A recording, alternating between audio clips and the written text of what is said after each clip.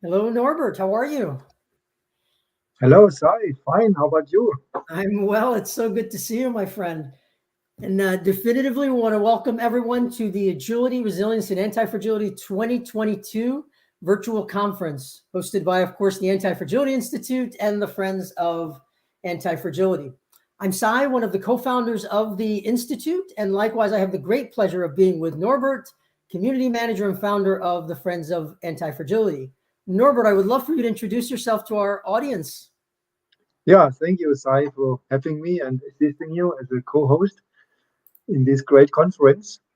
Yeah, as Sai announced me already, I founded the Friends of Antifragility just in this last August because I got some interest from colleagues. I'm working as an engineering director at Bosch in the headquarters Stuttgart, Germany, and there is growing interest in this topic.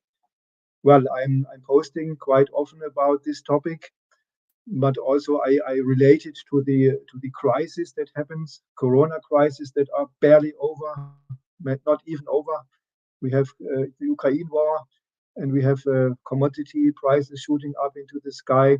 So this is quite a tumultuous time, and I think we have the duty to benefit from it. Yeah, we pay so much for it with life, with money, with everything. And so it is our duty at least to benefit from it as much as possible. And the anti-fragile approach is the best approach to do this. Excellent. Excellent. Thank you so much, Norbert. And very briefly about myself, I'm a coach and a consultant, if you will, and I really focus on transformation and change. Partner with organizations to help them calibrate their business models and operating models to maximize their impact.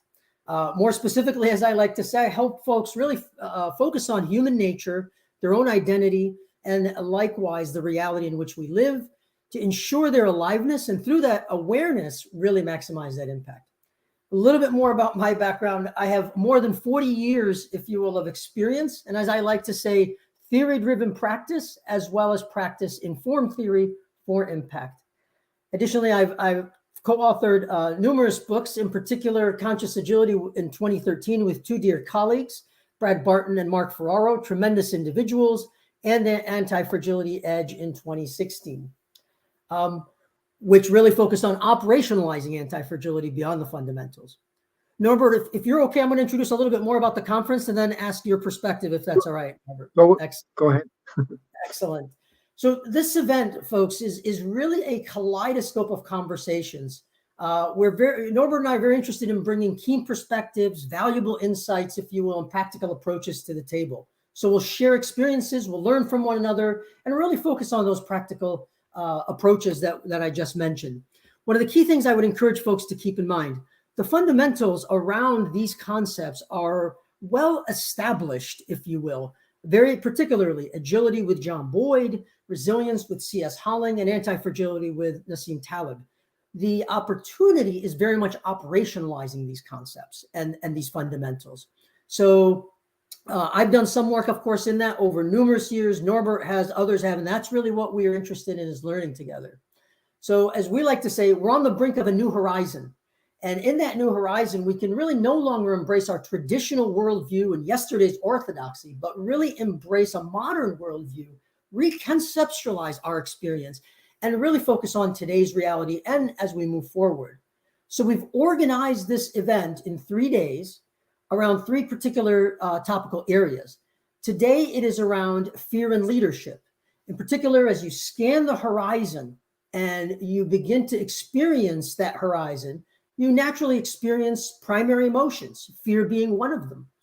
So the question arises, how do we work with fear? And Kristen Ulmer, who will be joining us, is very, very keen on helping us address that kind of question. Additionally, we'll have this afternoon, or a little bit later, forgive me, in the event, to close out for the day, in talking about business ecosystems. As business leaders, as leaders in general, how do we now embrace the challenges that this horizon provides? That's a little bit about today. Tomorrow, we'll definitely share more, but it'll be focused on risk and agility. And then most definitively, the last day of the conference will focus on security and uncertainty. So that's the backdrop. With that being said, Norbert, I've kind of painted the picture a little bit. My good friend, kind of what grabs you from the picture as we've laid it out together? Well, I hope it will be a lot of international participation. Yeah, so I'm located here in Germany, in the heart of Europe, and Sai is in the US. Maybe a third one is lacking from the Asian continent, I mean. And so I think there are quite different perspectives. Nassim Taleb is now working for decades in the US, even though he comes from Northern Africa, from the Lebanon, which is also an interesting region. So it spread first this knowledge about antifragility in the States. And so far, I found just very, very few people who heard about this concept, even though quite some are already acting in this way. Yeah, so I find this very interesting. If this concept, I think this concept goes far beyond cooking recipes. Yeah, you have these wise sayings, yeah, from the popular sayings, and but Nassim Taleb he based this on a mathematical concept as a philosophy, and so this makes it more holistic and also more human at the same time, really targeting, empowering humans, organizations, and hopefully also societies and the whole mankind on earth. This is my personal goal, to spread this powerful approaches and methodology to as many people who are interested in it as possible, motivated people, competent, creative people, because I think it's the only way to catch up with the rising problems, with the increasing problems in this world. I don't see any other way to do it. There are so many like systems theorists and so on. They can just talk about it in a very sophisticated way, but they lose the ground, and uh, let's say not so well educated people, he loses them. And but Nassim Taleb, as he is well grounded, I think he found a good way to keep everybody together. Yeah, also let's say not so sophisticated minds, but but this is the challenge, to get everybody on board, to know and be competent to apply this powerful methodology. So this is my mission, and I think we will make a big step forward with this conference. And I wish everybody an interesting and enjoyable time. Excellent. Thank you so much, Norbert. I'm gonna, if you will, let you say more, Norbert, if you'd like to. I'm actually just reaching out to Kristen to get her into the mix, if you will. So thank you.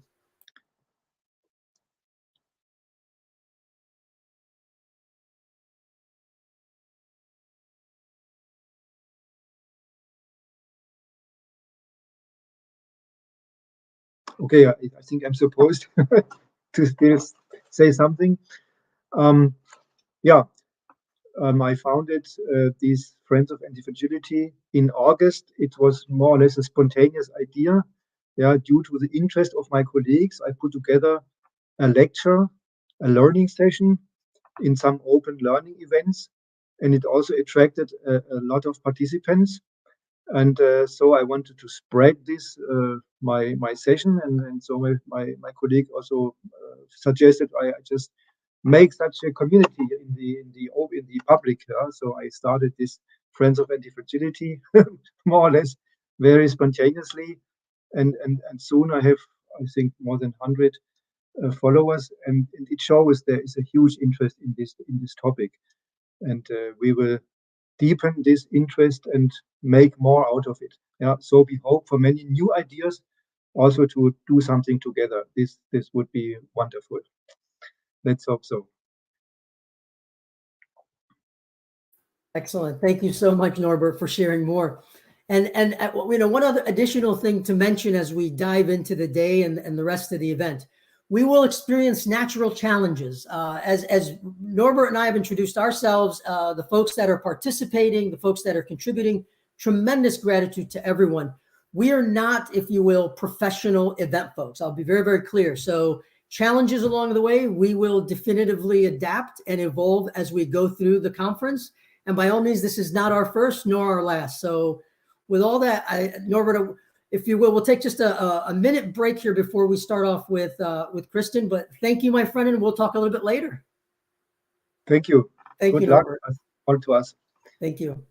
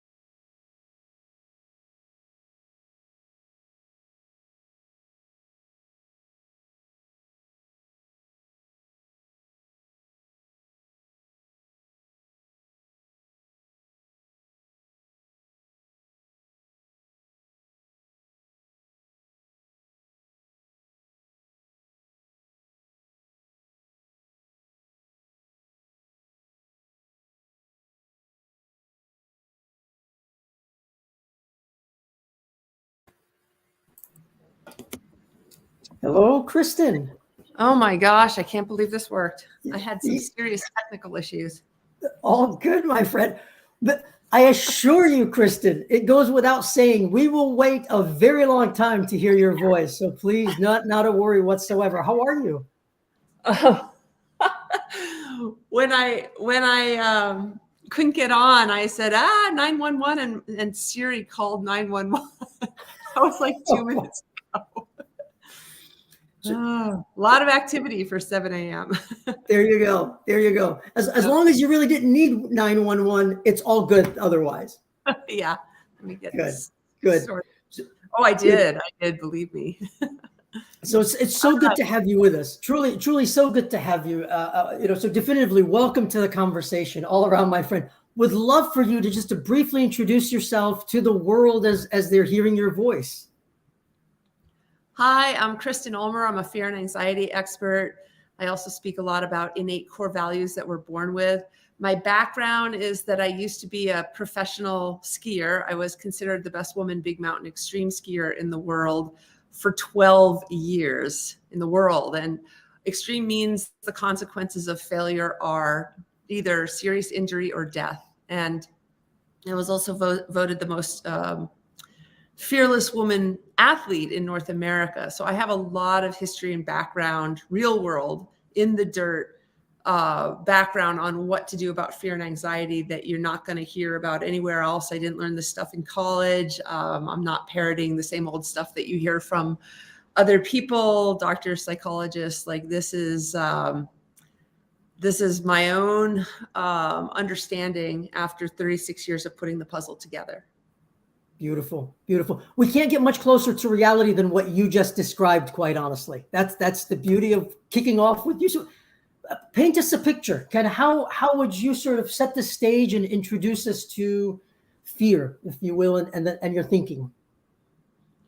Well, I want to, because this is the keynote, I want to talk about agility, resilience, and fragility, because that's what this conference is about. And I looked up, yes, I referred to Webster this morning in regards to my ski career, just in thinking about this in terms of agility. Now, the definition of agility, I have these written down, is our ability to move and think quickly and easily.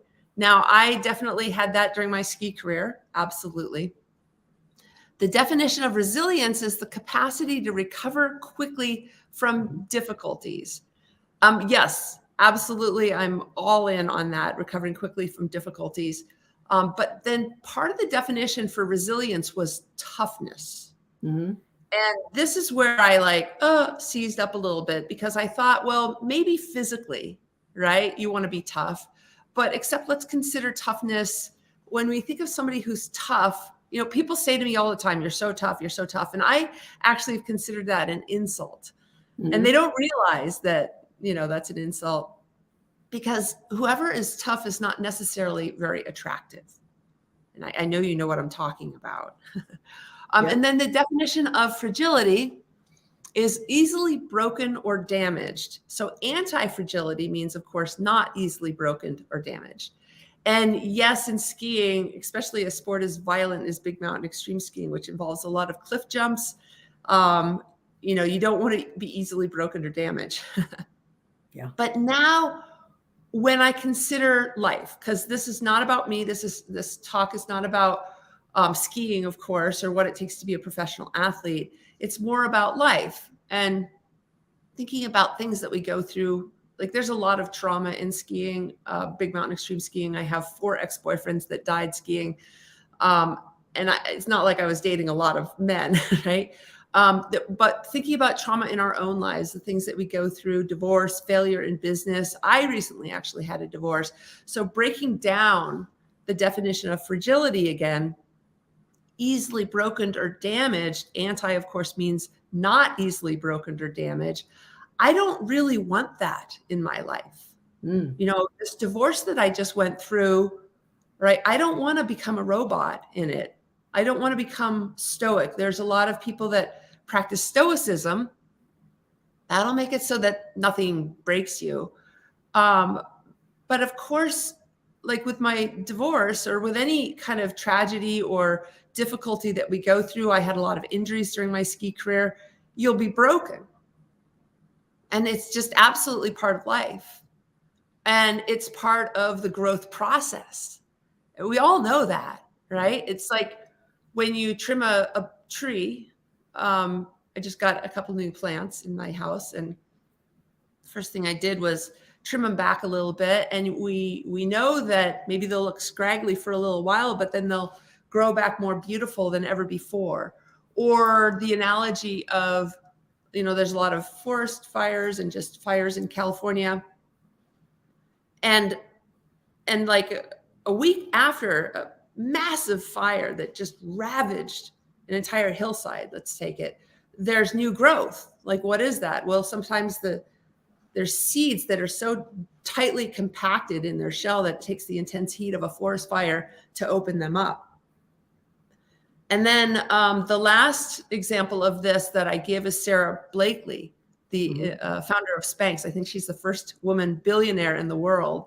At the dinner table, it's reputed that her dad used to ask him every night at dinner, "What did you fail at today?" And at your first glance, you're like, what a jerk, right? But you look again and you realize that by us willing to put ourselves out there, that's going to result in us being fragile, possibly breakable, and possible failure. And that's just part of the deal. So we want to break, we want to fail, we want to become damaged, because that's part of the process of growing. Yeah. So any questions about that? Because I want to go on to resilience and agility, of course. Most definitely. So you're saying it incredibly eloquently, because in order for us to grow and be anti-fragile, we have to have fragility. We have to be able to break in order to grow. Or rather, it's like I like to be, just the word anti-fragility. Yep. Means not easily broken or damaged. I don't know that I want to be easily broken or easily damaged. I don't want to have the little things break me, like losing my keys when I'm late or something. But the big things, absolutely, I want them to break me. Yeah. Yeah. I don't want to interrupt you any further, Kristen. Please do go on. I mean, please go on. I love the thought process that you're guiding us through. Please. Okay. Then there's resilience, our capacity to recover quickly. I like that. Again, I like that. I like to recover quickly. My divorce, I don't want to marinate in it too long. But again, in that definition is the word toughness. So it's like I like half of that, but I don't like the other half. It's like, no way. Going through a divorce, which of course I went through a lot in my ski career, it's not a time to be tough. It's a time to be courageous. And for me, just going back to being a fear expert, being courageous is, courage is the willingness to feel fear. Yep. Like I felt like I was very courageous going through, I had a lot of courage during my ski career because I was willing to feel fear. Like, courage is not the absence of fear, it's the willingness to feel fear. And going through a divorce, of course, you have to go through a lot of fear and a lot of change. I was really, like, my whole identity was being married, and it was a very difficult transition for me, still is. And I want to go through that gracefully, absolutely. And I want to, go crazy like you hear a lot of people do. So yes, courage, yes, graceful, but again, tough. I don't like that. It's really time in the world for us to be the opposite of tough. It's like soft. I want to be soft during this time. I want to be tender. I went to a steak restaurant last night, and I had a very tender steak. I want to be tender like a good steak. Yes. And I want to be vulnerable. The world is divided into two people right now, or rather two types of people. Those who want to be more vulnerable and those who want to be less vulnerable. So when I think of resilience and the capacity to recover quickly, great. But the toughness, that puts us in the category of wanting to be less vulnerable. And I say, for me at least, oh, hell no, I want to be more vulnerable. And taking it back to fear, vulnerability is our ability, I guess, our willingness to keep our hearts open, even though there's a lot of fear or a lot of emotional, maybe turmoil or a roller coaster ride, which we go through, of course, in multiple times in our life. Like nobody is without trauma, nobody is without change, nobody is without injury. And in Buddhism, we say that, you know, life, you're born and then there's decay, disease, death, and then you die, right? It's not much of a life. It's like, thanks, Buddhism. But, you know, it's just, that's part of life. And we're here to not be tough. Yes, a little bit, but we're also more so here to be vulnerable. And I'll say more about that in a little bit. Any questions about that before I talk about agility? So if you're okay, I'm going to mention a few words that are resonating for me, if you will, and then I'll just put them out there and you treat them as you will. If you will. Again, I don't want to disturb the path that you've got us on too much.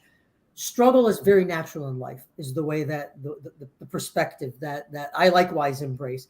That builds confidence and then courage as well, exactly as you mentioned, courage. And the grace with which we approach life really forces us to be tender. Because otherwise, if we weren't approaching it with that tenderness, we wouldn't be expressing grace. That's respectfully my experience, as well as kind of what I'm hearing echoing from you. But please elaborate, ignore, continue as you will for Kristen. Okay, I love it. So then agility. Let me look at this definition again. Moving through adversity, basically, quickly, yes. And I will, let's see, how much time do we have? I will be talking more about that in the time that we have left. But I also want to stay, again, true to the conference. You know, I'll be offering a practice on how to do this. And that's where the fear work comes in. And this is what my focus for our remaining time will be, is how to remain agile and move through adversity quickly. And a practical way of doing this. So this is going to be based on my experience, but it's also based on my experience that I've had working with tens of thousands of clients now. And it'll challenge your worldview and concept of what to do about fear in our remaining time together. Now, some of you may think, well, I don't have any fear, but I have anxiety. I just want it to be known that anxiety is fear. It's just a new name for it that we've come up with, that it's less, has less of a stigma than fear.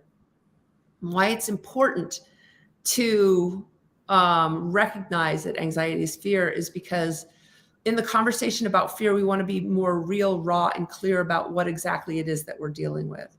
And what we're dealing with is a whole lot of it. You know, we like to think that that we're all about love, but we're also all about fear. And here's why. We have this thing called the amygdala. It's the oldest part of the brain. It's two almond-shaped nuggets at the top of the spine, determining safe or not safe. And all sensory data comes through this filter first. And we're talking 11 million bits of data per second coming into our systems. And the amygdala is not a thought-producing machine. It's an emotion-producing machine. It's the manufacturing plant for fear. If there's a threat, it'll send a shot of discomfort called fear, and it's supposed to flow through the body like water through a hose and provide for us on-point, intuitive, lightning fast, thought-free physical reaction. And then once the threat is gone, 10 to 90 seconds later, so too is the emotion of fear. So if we want to talk about just moving through things in an agile way, you know, you really want to be in flow with this fear. And what I'm saying is that fear is with us, especially in today's fast-moving world where there's a lot happening. More happens in 20 minutes than used to happen in our grandparents' era in 20 years. Fear is with us every single moment of every single day in pretty much every single interaction we have. You guys feel it sitting out there. I feel it here, especially because this crowd seems a little sketchy, you know. I feel it even more. See you, especially. No, I'm joking. I hope not. No. Okay. So, and then if we want to do big things with our lives too, which the people on this conference clearly are doing that. You know, I just gave a keynote speech at a conference, and they were dealing with, it was the hospitality industry for like Airbnb, VRBO, everything else besides hotels, those kinds of rentals. Yeah. You know, there's lots of competition, there's staffing challenges, there's inventory challenges, you know, it's just constant barrage of like other things to be afraid of, you know, like how do you sleep at night? The world is changing constantly. So now when we're talking about fear, it should be noted that I'm not talking about scared or afraid, because fear rarely shows up as scared as afraid for people. It shows up as worry, concern. And as I'm reading this list, just think about how it shows up for you. Nervousness, annoyed, or anger. You know, anger is actually fear's fight version. Jealousy, blame, sadness. I've never felt scared or afraid in my life. I felt nervous. And whenever I feel an emotion, it's usually sadness. And that's usually what I feel instead of fear. Stress, of course. If somebody has low self-esteem, it's tied to your relationship with fear. Grumpiness. And then the big ones, monkey mind, or insomnia, or, drum roll please, anxiety, which is what we're calling it these days. Yeah. And, you know, I think of the guy in Wall Street, for example, who's pickled in anxiety. And he would never say he's pickled in fear. Yeah. That would be, I mean, he'd be the laughing stock. He'd get fired immediately. And, you know, everybody would say, well, you need help. But if he says he's pickled in anxiety, everybody nods and says, oh, yeah, we get it, right? Yeah. And so it's just nobody's willing to use the word fear anymore. But really, specifically, anxiety is fear that's trapped in your body. I mentioned fear is supposed to flow like water through a hose, and it's with us pretty much all the time. If you kink the hose and try to get rid of it, then it'll become trapped in your body and recirculate round and round like water tends to do in a closed system, and show up as anxiety, which is fear that's sticking around when there's no more threat. And so what do we then do with that anxiety? We have coping mechanisms. You know, we make ourselves really busy to just keep ahead of it. We exercise a lot. And a lot of people say, well, this is how I deal with my anxiety. Well, it's actually how you continue to not deal with your anxiety. You know, it makes you feel better for a moment or day, but you're still not in flow with that. Alcohol, of course, drugs. I had somebody write me recently and they said, oh, I used to have an anxiety problem and now I don't have it anymore. It's a miracle. And I said, well, what did you do? That's amazing. And he said, well, I take THC every day. I'm like, well, you still have an anxiety disorder. You've just been treating it with this drug. If you stop taking the drug, it'll come right back. And and then he said, oh, no, I'm on it for life. And then he took daily, because he's kind of goobering out, like it's called dope for a reason. He was then microdosing every day to wake his brain back up. So it was just a very interesting conversation. And eating, of course, is a way to not deal with one's emotion. Being in your head. This is the most common form of not dealing with fear that I see, which is being in your head all the time, so that you don't have to feel the emotions that are in your body. So fear actually shows up in your body first. And I know we're kind of pushing the time here. You're good. You're good. All good, Kristen. Even if we have to go over a little bit, not a worry at all whatsoever. All good. Okay. I won't make it that much, but all good. All good. So instead of fear helping us fight, flee, or freeze in the face of the situation, like my divorce, for example, you could fight, you could run away, I could freeze, gather more information. I kind of I froze rather. I just kind of checked out, and it was during COVID, didn't do much of anything, just to deal. You know, like the deer in the headlights, we just gather more information, like what the heck is going on. Instead, what we do is, instead of the situation being the problem, because we're taught that fear is an enemy, we are now fighting freezing, or fleeing the fear itself. And freeze is like we go numb, or we come really spacey, or procrastination, maybe. Fighting our fear, we try to understand it as a way to control it. Breathing exercises like breathing in calm, breathing out fear, letting it go, rationalizing it away with cognitive behavioral therapy. What I'm saying is we should be doing none of this, because that's not going to help us move through the fear in 10 to 90 seconds each time it shows up. It's going to kink the hose and keep it locked in our system, recirculating round and round, sometimes for decades. Like an example of this is two friends of mine went to Paris and they had a great time. And the last day they were mugged at gunpoint. And one of them came home and it was a terrifying experience, lots of fear. Hose is kinked, doesn't want to feel it, goes numb, checks out, doesn't want to leave the house, never wants to travel again, PTSD. The world's not a safe place. You know, it winds up being this PTSD turning point for that person's life, and the worst experience of their lives.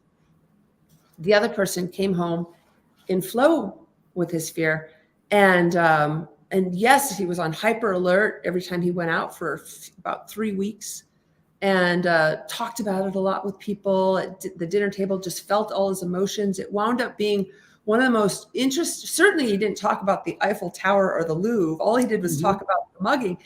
And it was the most interesting thing that had happened to him all year. And it wound up being this incredible learning and growth experience, and led to a lot of interesting dinner conversations, you know, for years to come.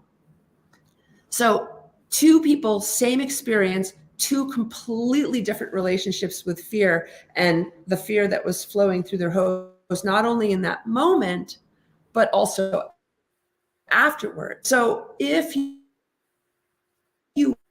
want to truthfully and have just resilience and agility and anti-fragility, you have to be in flow with fear. Yeah, absolutely.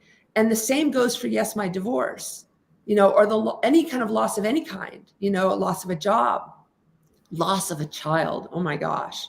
Loss of a parent, a dog, loss of your health, you know, an injury. You have to have agility. You have to be in flow with your fear so that it becomes water through a hose, doesn't ever wind up flooding into your thoughts or turning into any of these other things, but it just comes into your life the way that nature intended it and flows through your body like water through a hose, and provides for you that on-point intuitive physical reaction on how to deal with the situation in an agile way.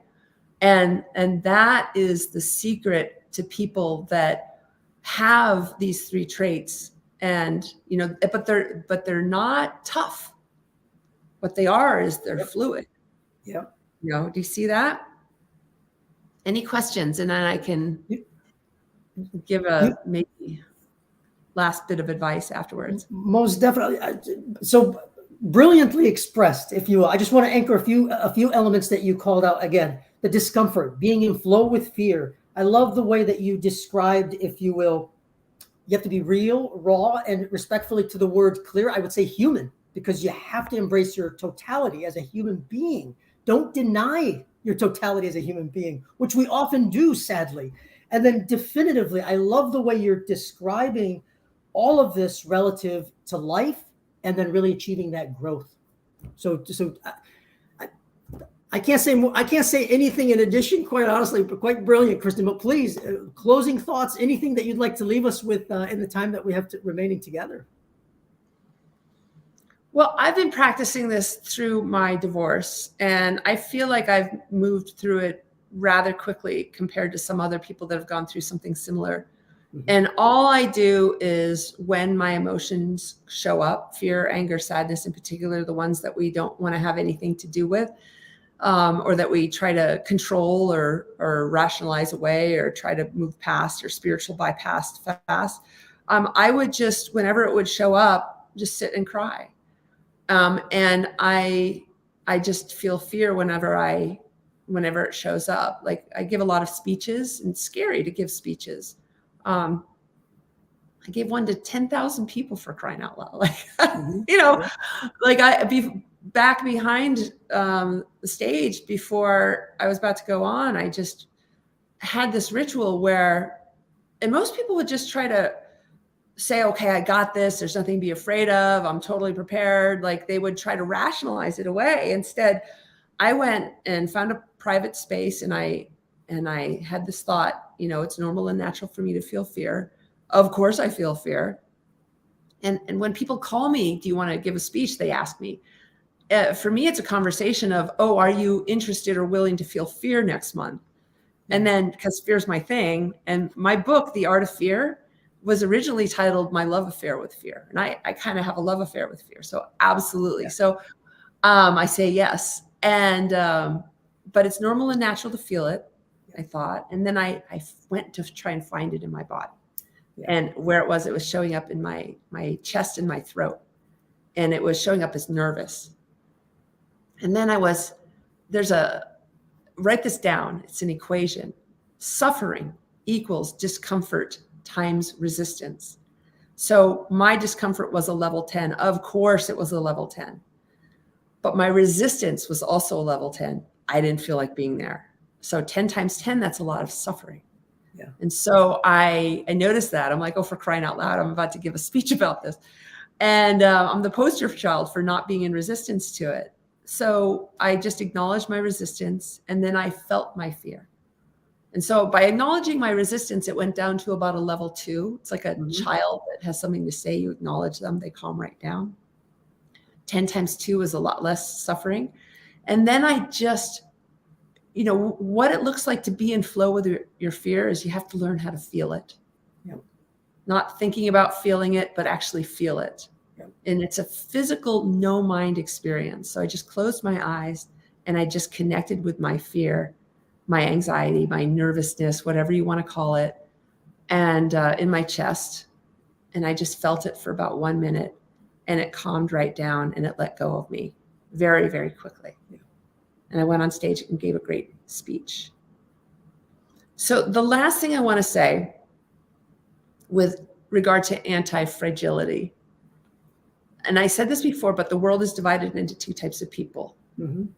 Those who want to be less vulnerable.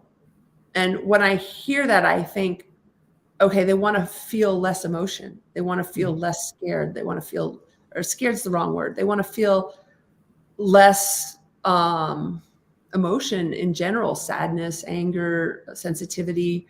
And then there are people who want to be more vulnerable, and they want to feel more. And, you know, we're put on this planet, this earth experience is to feel. We're here to feel things. And there's this artist rendition of like a society or a person called a mandala. I'm sure you've heard of it. Yeah. It's 4 quadrants. And in the center of every mandala, believe it or not, is essential vulnerability. Yeah. So as you navigate life, you know, just know that your humanity is found in your ability and willingness to feel, you know, keep your heart open with fear everywhere, and be vulnerable. So don't forget that. Very beautifully said. Very beautifully said. And definitively, without embracing our totality, all those emotions, that's the only way we know we're human and we're alive. Otherwise, how do we know we're alive, if you will, if we're unable to embrace who we are and the reality around us? My good friend, I know I'm sorry? I'm not able to hear you. It's really cut up. So I'm not quite sure what you're saying. Not a worry. I was mentioning embracing, if you will, all of our emotions to recognize how human we are and how alive we are. Otherwise, we're not alive. We just pass the time. That I understand. Absolutely. Definitely. My good friend, I know we went over time. Any other things to mention? Otherwise, you know, I can't thank you enough. An honor to have you all around, and truly a voice and a beacon. And I highly recommend The Art of Fear and all the things that you do. But anything else, Kristen? Well, my book, The Art of Fear, really explains a lot of this. And my website, KristenUlmer.com. has a free fear and anxiety assessment. If you want to go on there and take the assessment, it's 20 fascinating questions. Figuring out what your unique relationship is with fear is probably the most important personal work one can ever do, because it's the relationship that you have with yourself at your core. And the relationship with fear is the relationship that you have with nature itself, you know, the human experience. And so make it the best possible. And it starts with just an awareness of what that relationship even is. Wonderful. Wonderful. Thank you so much, Kristen, for your time. And we look forward to hopefully paths crossing more deeply in conversations in the future. But thank you so much for making the time and joining us today. Absolutely. Thank you so much. Take good care. Bye. Thank you. And folks, we'll take a real quick break. I know we're behind a little bit. We'll take a real quick break here, a minute or so, and then we'll invite our next guest into the conversation. Thank you so much. And just again, a real quick minute break, and we'll catch up definitely this schedule.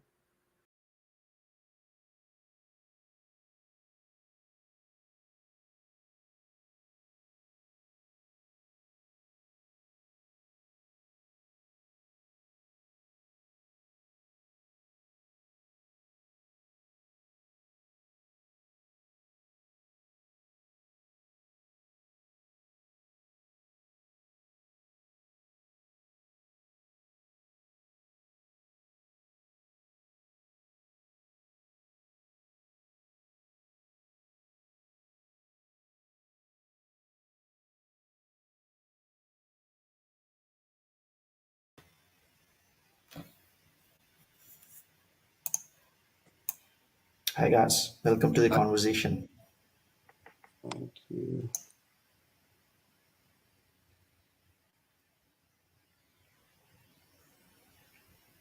All right. Can you hear me?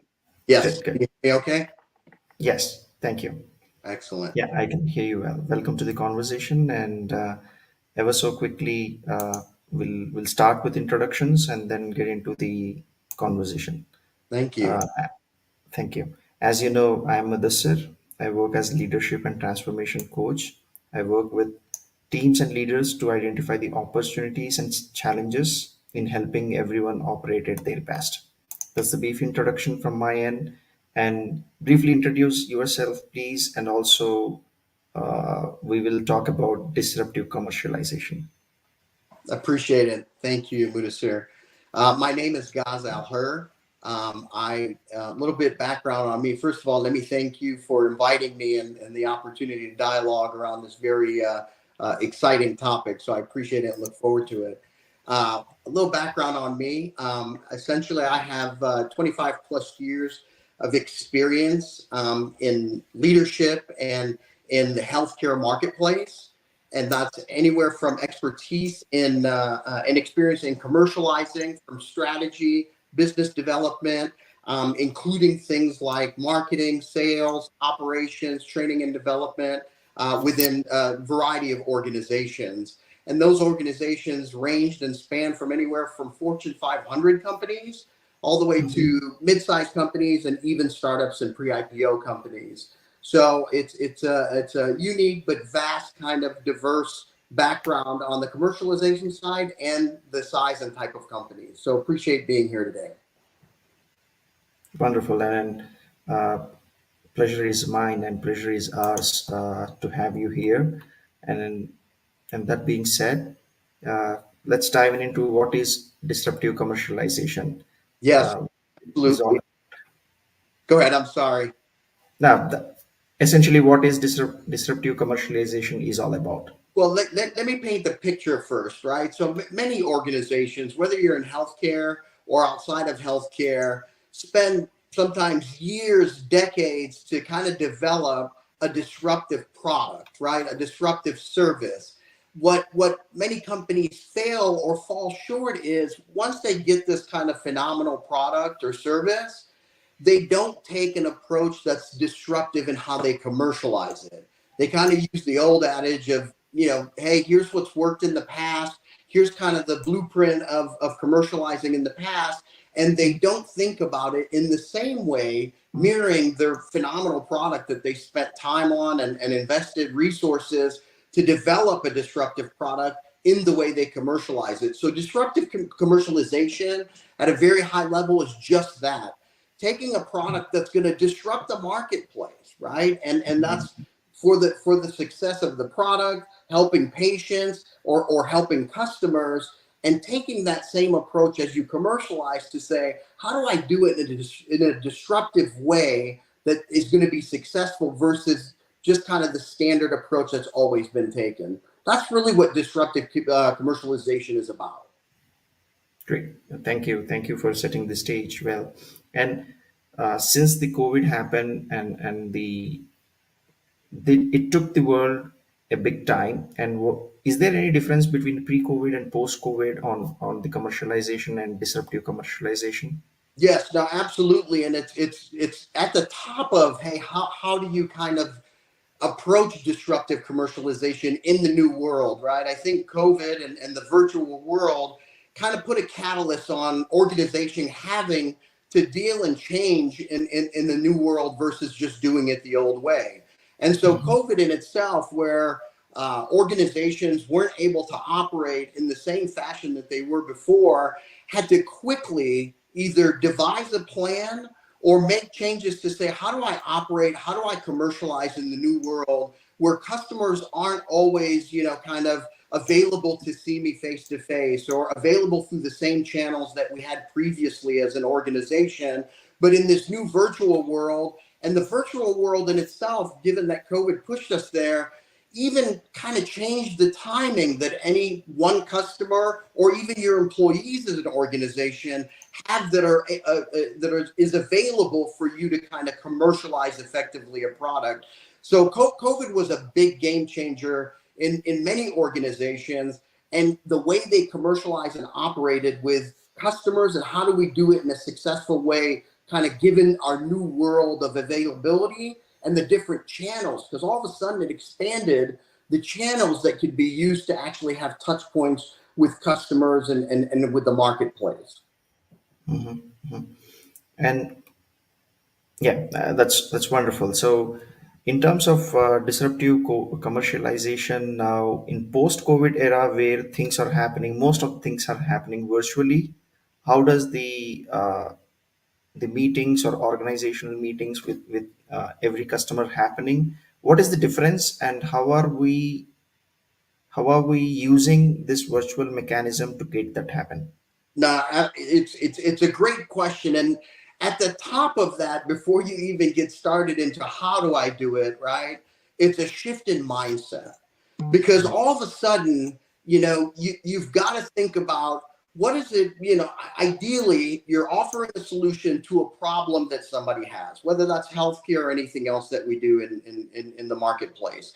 And you want to say, how do I essentially adapt to the virtual world, but make sure that I have relevance, right? Because with restrictive time and opening of channels to actually communicate, and those channels being, quite honestly, very easily shut down. If somebody doesn't want to use a certain channel to communicate, whether it's Zoom, whether it's through, email, whether it's through channel marketing, they can easily shut that down. So the importance and the heightened kind of urgency around how do I drive relevancy, right? I've got to make sure that a customer sees me as relevant and as a partner to a solution that they are trying to utilize, right? So kind of the post kind of COVID or virtual world, if you will, the importance of being relevant in the marketplace to your customers as you partner with your customers just became so much more important, and a sense of urgency to say,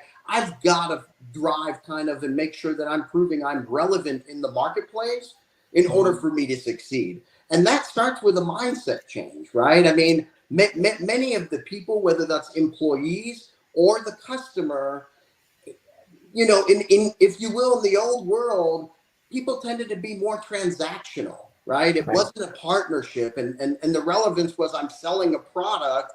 But to really drive disruptive commercialization, you've got to kind of put all the teams together. That's your product to solve a solution, but then also I'm creating a partnership of relevance both in the short term and continued relevance in the long term amongst my customer, the end user, my employees, and in this kind of partnership to make sure that it's carried forward. Otherwise, you're not going to fulfill the kind of the commercialization that needs to take place. It's very easy to shut it down and say, I don't need that, especially in our new world of virtual kind of engagement. Yeah, thank you for talking about relevancy, employees, organization, end users, customers, all that. And that is the area where I was also going to explore a bit here. So now, disruptive commercialization, what does that mean for customers, organizations, and I would say leaders, business leaders, or any sort of a leader in an Yeah. organization, and obviously teams or employees. Yes. Well, and the nice thing about what you just shared is all the stakeholders have to kind of buy in and change, right? It's not, well, you know what, in order for us to have disruptive commercialization, it's just the field team that needs to change, or it's just our product team that needs to take a different approach and mindset. But it really, what you need is from the top down in an organization, including the customer, to buy into the new mindset and the new approach of what it means and how we all have to kind of play a role that's very different than maybe what we did in the past. And we have to engage very differently. So if that mindset and approach is kind of the pinnacle at where everything starts, right? You have to kind of take that on to say, here's why we want to kind of approach this new era of the way that we do business and engagement as an organization, as employees, and as the customer. And we all have a stake in the game. We all have accountability and ownership to making the partnership work versus it just being transactional. Part of what's important there, Mroz, is that people need to, kind of success that's happened here, even in the short term and in the long term, in the old way of even commercializing and taking the approach of disruptive commercialization, is essentially people have to be okay to shift that mindset to reward failure, right? To reward taking, risk-savvy risk-taking, if you will. Not uninformed risk-taking, but risk-taking that allows people to say, I'm going to be rewarded. It's okay if it doesn't work out, but I'm trying something different. And if at the worst case scenario in trying that different thing, we actually are going to learn something new, even if it's not a success. The success comes from not only did I try something, but I learned something new, and I'm taking an approach that actually will help us be more efficient and successful. And that mindset has to be driven before anything else really can happen. Thank you. And I may throw a controversial question out there. Sure. How does risk similar or different in commercialization space than any other space of the organization? It's a great question, right? So I'll give you an example, and we'll go to healthcare just because we're on the topic. If I'm in the lab, risk taking is very different than if I'm in the field or commercializing the product, right? There's some things that is in the lab that maybe if you're taking a risk may actually have a dramatic impact on what the end product is, the safety of the product, the efficacy of the product, and so forth. So there's a different approach to risk taking when you're kind of on the science side or in the lab side than you are when you're commercializing, right? Because I don't have the same risk if worst case scenario, you've got a product, you've got if you will, a service that you're offering. If you take a different approach to say, nobody's ever tried this, this could work because of these reasons, right? We can intelligently say, logically, this should be able to work, and you would have some success. If it fails, right, the risk is not impacting necessarily directly a patient, a side effect that you would if you took certain risks in a lab. So there's kind of this continuum of risk taking, if you will, that you can learn from it. It doesn't say that in the lab, yes, when they fail, many products are actually found and discovered through failure. So it should be an example of us to take risks, right? Even on the commercial side, on the business side, because many new things are actually discovered by us failing in some approaches. And that rarely is taken on the commercial side like it is we actually find new products or develop new products where we didn't know there was an unmet need. Right. And then in commercialization, where do we draw a line that this is a risk, a bigger risk that may threaten us, threaten our existence, or this is a good risk that will help us to survive or maybe thrive? So how do you draw a line, or are there any differentiators to determine this is a very big risk that can be detrimental, or this is a good risk that we need to be exploring? Yeah, I think you start the approach that we've taken previously is you start on the two extremes, for example, right? There's a skeleton model of saying, here are guidelines, here are kind of the borders that we can't cross, right? I can't pay somebody to use my product because I'm putting, money in their pocket, and that's why they're trying it. So you know where the boundaries are to say this is essentially bordering on the illegal side of you can't conduct business that way. Then you through your vision, whether you set a 3-year, 5-year, long-term vision of what success is defined by, right? That is the other extreme. And then you allow people to actually engage in that, if you will, gray area between those two extremes, right? Here's what's illegal and we know we can't do, but we don't have to do it the standard way that has been done for the last 500 years. We actually know what success looks like, and we'd like to put a catalyst on that growth or that commercialization. Where do we play in that arena? Everything's kind of game. Let's throw things out and let's try things that through informed, whether that's market research, clinical research, whether that's through customer voice, but you take all those things account as you're kind of developing to say, let's do something that is disruptive. Let's take an approach that's disruptive and not the standard that everybody is used to. Yes, thank you. Thanks for sharing your insights. And then now we have disruption and commercialization is already there. And most of the leaders wants to accelerate things, accelerate in a positive direction. So how can we accelerate and as well as disrupting in a good way and then moving forward? Absolutely.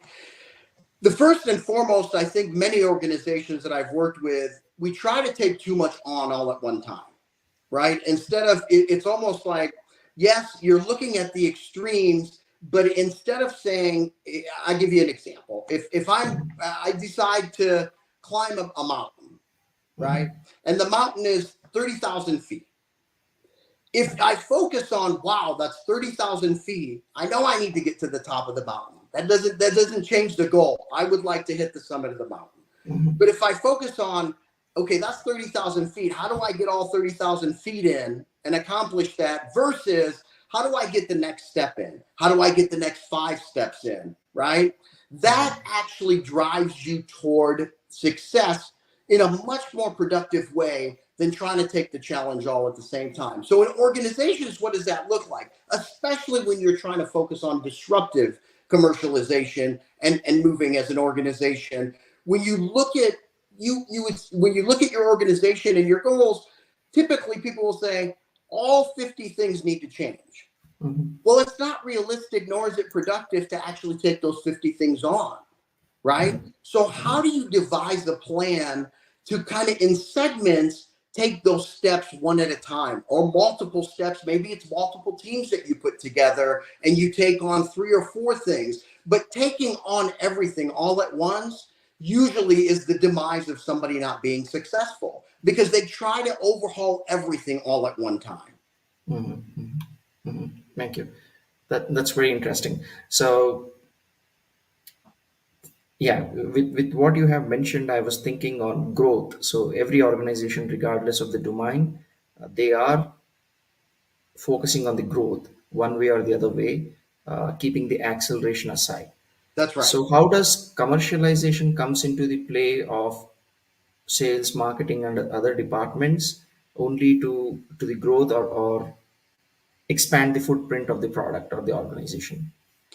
That's right. Well, it's growth is key and kind of the golden thread, if you will, of performance, no matter what department or function you are within the organization, right? So tying back, and this is where it comes back to many organizations, the number one thing that they can improve on is communication, right? So within an organization, we have these silos that are self-created, right? And we don't communicate, and there's no commonality. As we go back, we tend to be, even within our own organization, transactional, right? Versus a partnership or team or collaboration. And so setting the tone and tying that, if when we need growth and we need to accomplish and meet or exceed our goals for this, 1 year, 2 year, 5 year plan that you put in place. How does each team play a role, right? Is where you start. But how do the teams actually together play a role in achieving that accomplishment? And we miss that step. Everybody focuses in that, well, I'm still going to do the same, but sales needs to do kind of the disruptive part.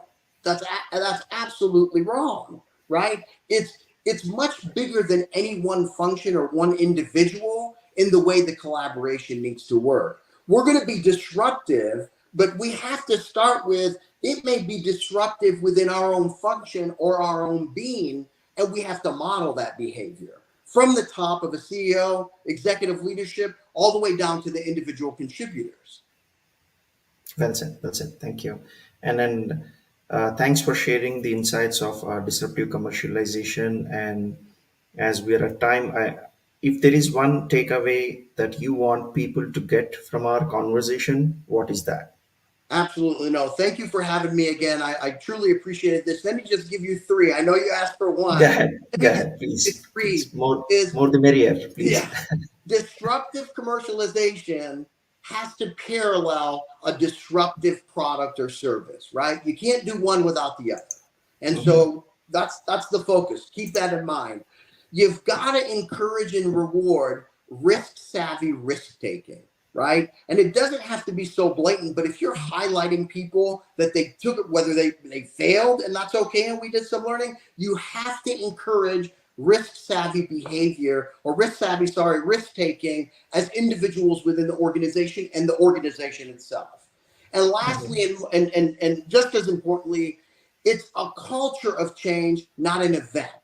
Right? So if you start to embed it in the DNA, the thread of an organization and individuals, how they operate, it becomes the new norm rather than it becomes just we're dealing specifically or specially with this one event in a unique way versus our culture is we approach everything in a disruptive, unique manner. Because if we're not doing that proactively ourselves, reactively, somebody is going to disrupt us and our marketplace. So I would keep those 3 takeaways in mind as people look at what is disruptive commercialization really about. Awesome. And then it's pleasure to have you, and the whatever you have shared, I consider it as pearls of wisdom, and it's very insightful, and I'm sure our audience will also find that valuable and insightful. Thank you, guys, and thanks for sharing your insights. Thank you very much for having me, and then look forward to continued connecting. Thank you. Take care.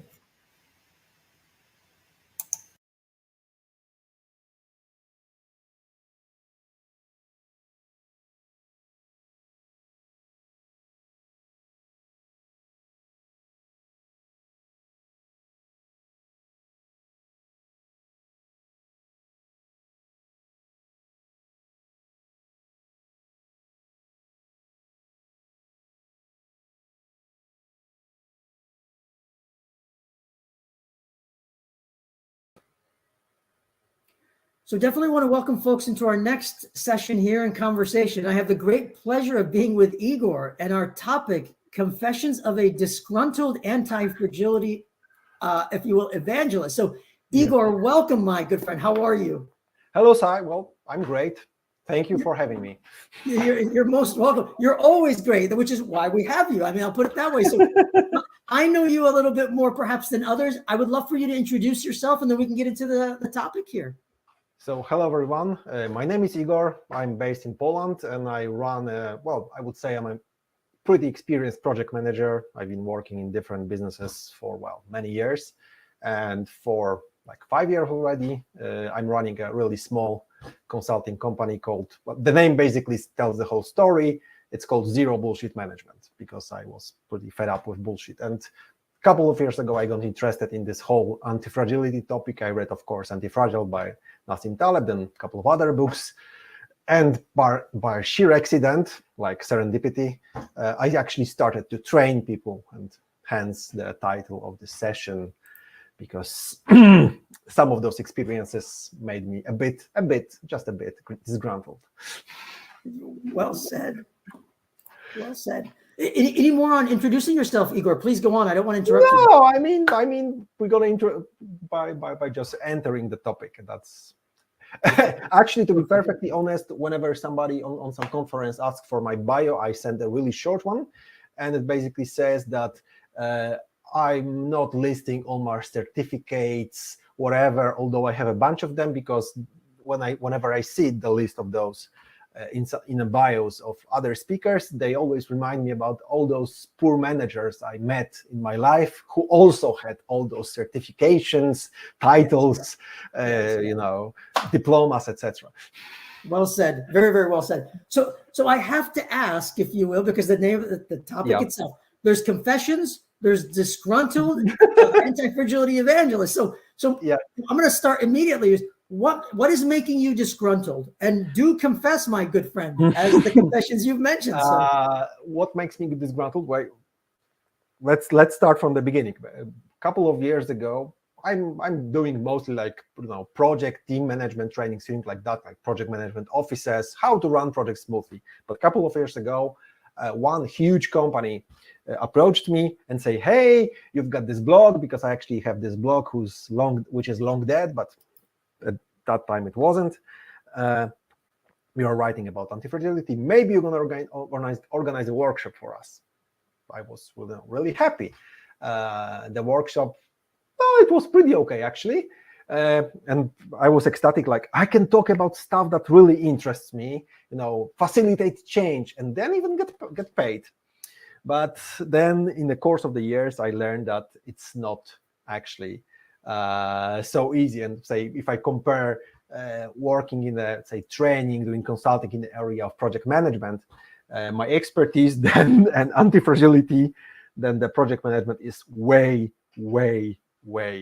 easier. And I would say that the two main reasons why, and actually I'm pretty anxious to also see hear about your perspective, is that I would say two main problems, two main obstacles.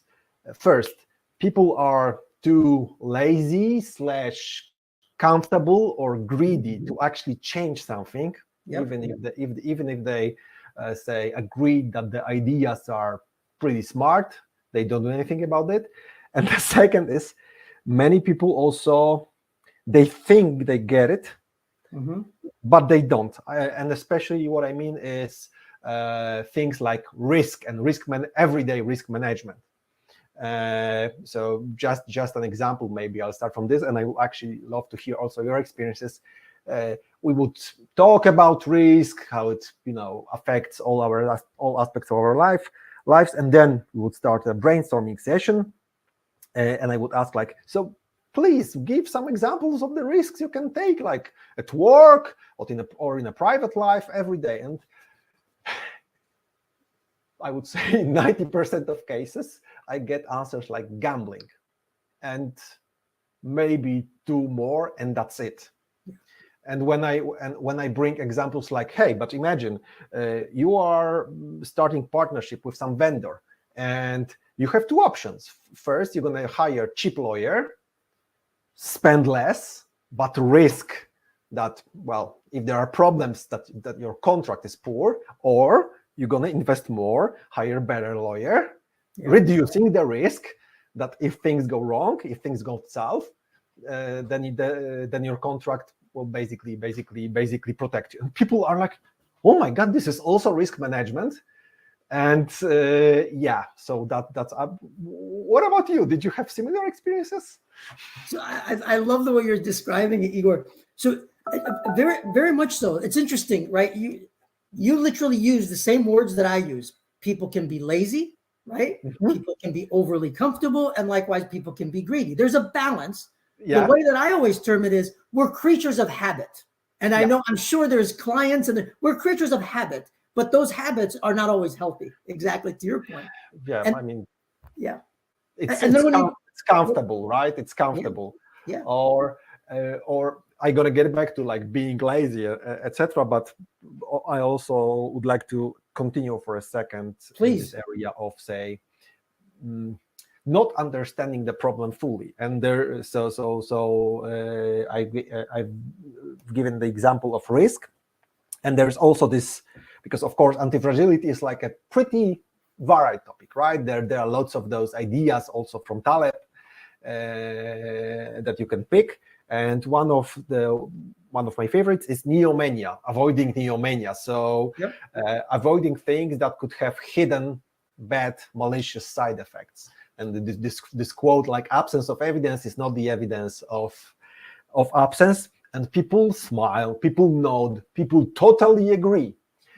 I show them the slide where there's a bottle of heroin, like branded by Bayer, this huge German company that produces aspirin, from the times where heroin was basically sold in pharmacies, advertised as this great, I think it was cough medicine, something like that, without any addictive potential, right? So, and they laugh, everything is great. But whenever I bring some, say, current topic, such as my favorite example is actually noise canceling wireless headphones, and I bring this and I tell people, hey, I'm not telling you that there's anything bad in this device, but this is relatively new technology, and you sit there for 8 hours a day on your head, like next to your brain, and noise canceling technology works. Basically, there are vibrations that counter the noise, plus of course the Bluetooth waves, plus whatever. I mean, it's not like you should trash it. It's not like you should, call it device of Satan or whatever. But maybe if you can use a wired headphones, then try using wired headphones. And then the people are often shocked.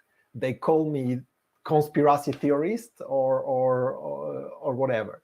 Whenever I bring such examples. Of course, not everybody, but what I mean, there is like a, I think it comes from lack of understanding. It sounds nice in like when we are on a higher level, but whenever you bring real life examples and people start to really get what you mean, like maybe not use everything new, then the problem starts.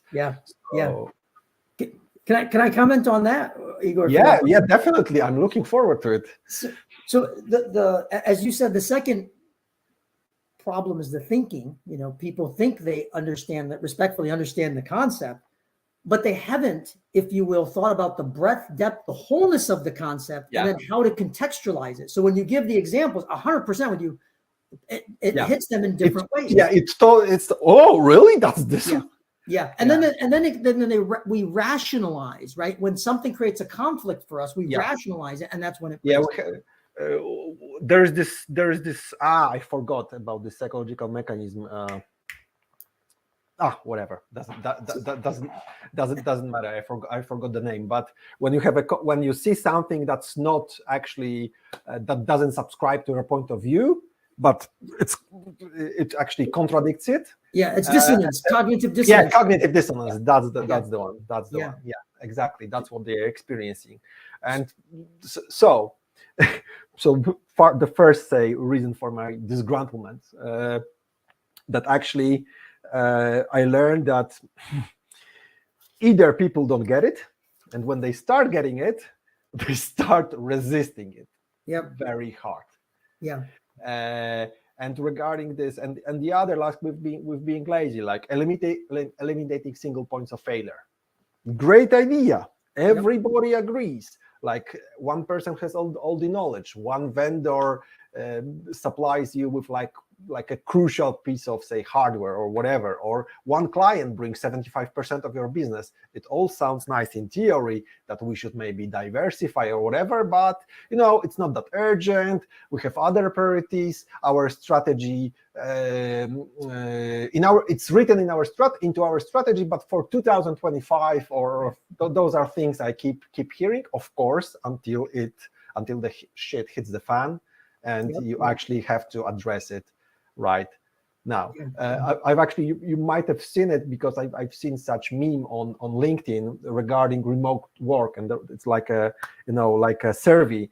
Who implemented hybrid work in your company? A, external consultants. B, internal change leaders. C, COVID-19. Yeah, and of course the answer for the most companies is C.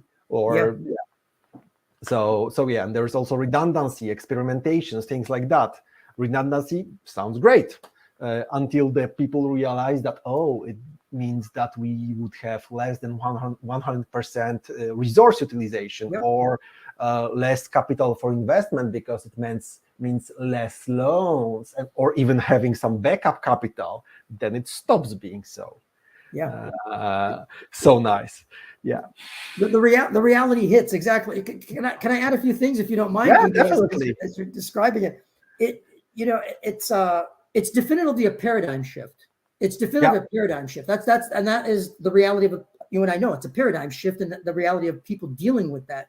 The other key thing I always emphasize to people is, and I think you're humble enough, I'm humble enough. We come in and we don't say we have all the answers, but we're going to work with you to figure out those answers. So no one is saying you're the expert or I'm the expert, but rather working together. So I think that's another piece that they take out of context. I'll say, because anyone listening to this, I'm not saying, and Igor's not saying that we have all the answers. It's learning together. The other thing that I view, the technique that I've used, to be very honest with you. Can I just add one more thing, or actually ask a question? What you mean is that, because this just came to my mind, that when a person hears about, say, eliminating single points of failure or things like that, they're maybe internally scared that they actually have no idea how to implement it. Or what this consultant tells them is may sound to them like bullshit, because they have no idea about the, say, intricacies of their business or whatever, and it's easier said than done. Exactly. So the key thing is to actually sit together and try to work out some, say, maybe first 2, 3, 4 steps. So if you don't mind, and exactly to that point, I mean, this is exactly the way that I approach it. I say, hey, look, I know you want to do anti-fragility, whatever that means to you. That's perfectly fine. That's actually one other topic. Everybody understands it differently. Exactly. People don't spend the time respectfully to get into the essentials respectfully. But I tell them, okay, I understand you want that, but what is the real problem we're trying to solve? And to your point, once we start solving the real problem, they're doing it. They're no longer, it's doing and learning from the doing. And then I ask it as questions. They say, well, why are you thinking that way? Why are you asking me that question? Then the concepts begin to emerge. And I know. Yes. So for all the would-be anti-fragility evangelists, solve a problem. And it's actually always, say, much better also in terms of business for consultants to solve problems. I've actually heard this very nice metaphor that people are selling two types of products: vitamins and painkillers. Vitamins, those are those, it would be really nice to have them. I mean, nothing's going to happen if I don't take them. This is just something extra. People much more prefer to buy painkillers, so something that will actually address like a real problem that they've got. Exactly. Right? Can I ask a question, if you don't mind, Igor? And I'm going to ask it in a few different ways, so bear with me as I ask it. Because people are not spending the time to understand the concept enough and then put it in practice. So there's the concept and the practice. I mean, that's one of the attractions that I had when I met you, is you've done a lot of internal thinking, but also doing. It's not just thinking. So, I mean, that is key. What I find is, and this is not my word, I can't remember the author, if you will forgive me, It's the McDonaldization. It's the McDonaldization of anti-fragility and resilience and agility. But it truly is trying to over-process, over-control, overthink without all the essentials of doing it. I'm laughing because actually my webcam is kind of attached to my screen, so I'm unable, but like there, so slightly to the right in my case, above my screen, there is a photo of Nazi Nicolas Taleb with the quote, "Preoccupation with efficacy is the main obstacle to poetic, elegant, robust, and heroic life." So I understand it the way like too many processes, over optimizing, over processing, that's one of the main. So therefore McDonaldization is the killer. So whenever you hear somebody say, "Hey, let's have weekly anti-fragility review meeting," then it's probably a dead end, right? And I got to tell you, one statement that I use sometimes is I always tell them, I said, and in passing, I always do this in passing, never directly. I said, yeah, I remember the days when I used to be, if you will, addicted to control as well. I remember those days, but I've gotten over those, and it hits them. Wait a minute, maybe I am trying to be over. So it's an experience, as you and I know. So it's very, very interesting. What I learned, say, because I'd like to, of course, give some, say, tips to would-be evangelists. For example, what really works for me are like strong questions, like when with those single points of failure, say one guy, one girl has all the knowledge in certain area, and sometimes those are those you must have heard about it, those like competent assholes. So people say no, but this person is problematic, but they have all the knowledge in a certain area. So for instance, a good technique is to ask a question like, say, imagine this person went skiing and broke all his limbs, and it's like now in hospital for the next half a year. Imagine what you would have done and start doing it. Yep. And to your point, the practical tips, and I don't want to interrupt you, Phil, but let me just, if I can add to what you just said, asking questions. Exactly. That's a big one. Also throwing out scenarios, exactly to your point, giving scenarios. And then the other technique that I've used, and I'd love your insights on this if you applied it, is simulations. To do simulations where they experience something and then relate it, part of the doing, relate it back. Could you give an example of such simulation? What do you mean? Like, so I would even simulate a small project that they're doing, and they're building something, call it in a 2-hour simulation. And then in that simulation, exactly to your point, I see them leaning too much on one person. And then I say, well, you know something, I'm going to remove that person. And then they experience it. Wait a minute. I'll tell you one, if you don't mind, I'll share ever so quickly. That's actually, please go ahead, because I love the idea. I will steal it. Well, most definitely, but we learn together. You'll love this one. So I was working with a client, and they said, we need more resources. And you've heard this a million times. We need more resources. So what I did is I had two teams working. Actually, it was 3 teams. They got going. And then I said, you know something, because reality changes. You want more resources? I'm going to give you all these resources. And then I combined the team and said, wait a minute, we have too many resources. We don't even know what to do. So I said, okay, be careful what you ask for. But they experience it. And then we relate it to anti-fragility, my good friend.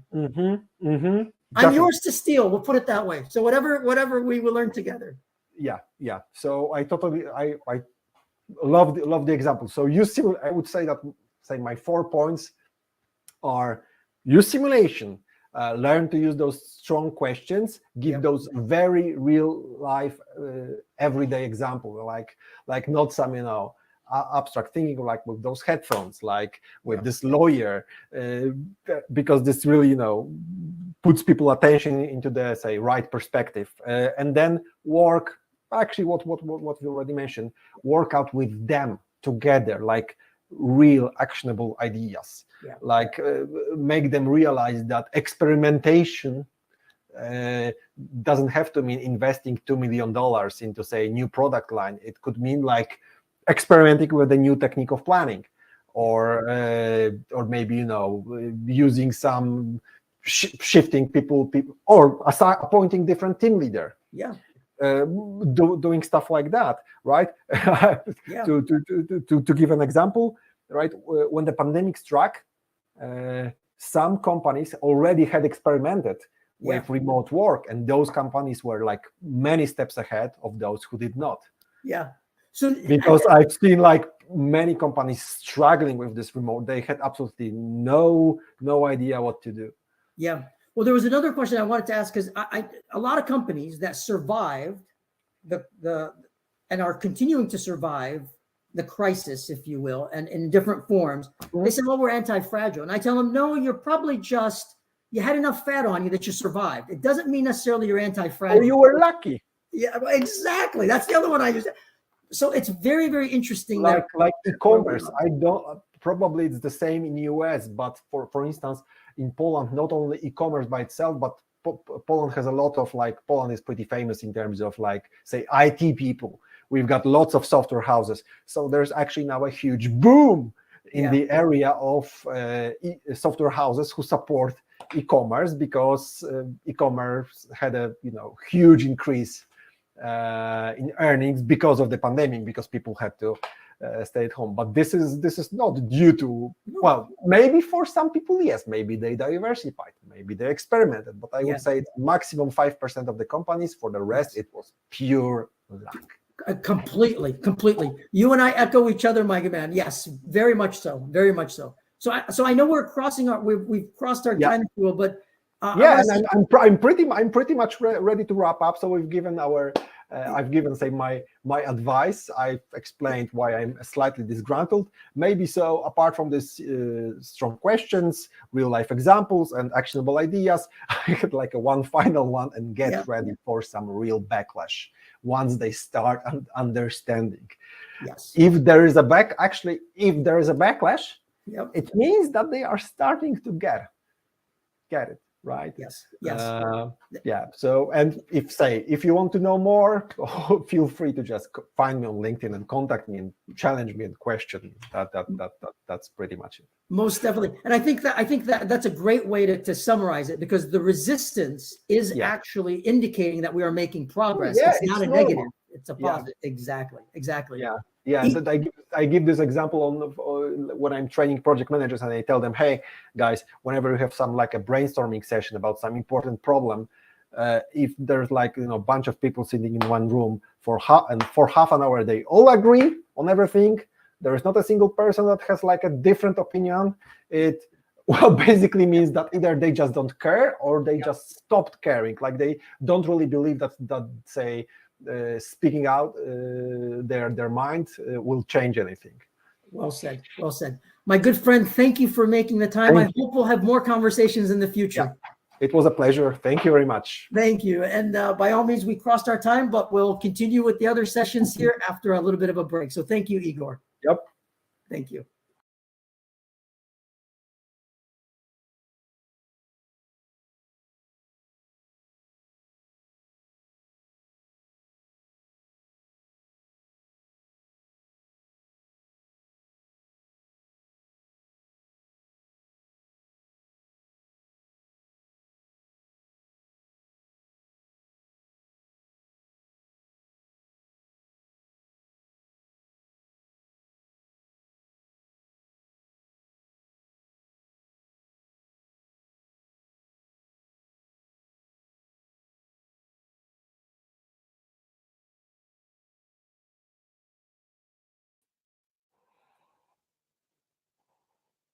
Hey, Sebastian. Hi, John. Nice to see you. Same here, Sebastian. It's always a pleasure to have getting into conversations with you. Ladies and gentlemen, welcome to the conversation. Learning from mistakes and exposure to stress. I'm John Chirian, a coach, a consultant, a practitioner. I partner with individuals and organizations to build efficiency and effectiveness for maximum business impact. Sebastian, if you could introduce yourself for 2 minutes, we could dive into the conversation. Good morning or good evening for everyone. My name is Sebastian Burgmeister. I'm one of the co-founders of the Antifragility Institute. I'm also the entrepreneur, but mostly I'm consultant focusing on business consultancy and cybersecurity consultancy, also GRC, so governance risk compliance consultancy for different clients from different industry. I'm also interested in different kind of physical and psychological activities. So I'm a mountaineer. I practice martial arts. I'm trail and mountain runner. I also Wim Hof and oxygen advantage practitioner. So I've got a lot of different hats that I'm changing from time to time. I heard martial arts over there, Sebastian, so I'll try to be nice to you. That being said, let's jump into the conversation. Learning from mistakes and exposure to stress. Sebastian, if you could throw some light on learning from mistake and exposure to stress. Okay, so I will try to divide this into two streams. Of course, they are interconnected, like as everything in the world. But let's focus on two different streams. So first of all, I will start from learning from mistakes. Why it is really important, and why I try to explain or focus the light on this topic. I spent more than 12 years in the aerospace industry, and as you know, or people should know, that the air transport is the safest way to transport around the world. And one of the reasons, not only this is not only the one reason, but one of the reasons is there is a safety management system in every companies in the airspace industry, and one of the pillars of the system is learning from mistakes. It's not only in the organization; it's around all industry. So it's interconnection between organization, regulators, and so on. And that's why you can really travel safely through the air, because after every event or every time that something happened, sometimes without any consequence, people can raise the hand and said, I made mistakes, or I see the mistake in the procedure, in the equipment, in my colleague's job. So I can raise the hand, and no one will pay for that.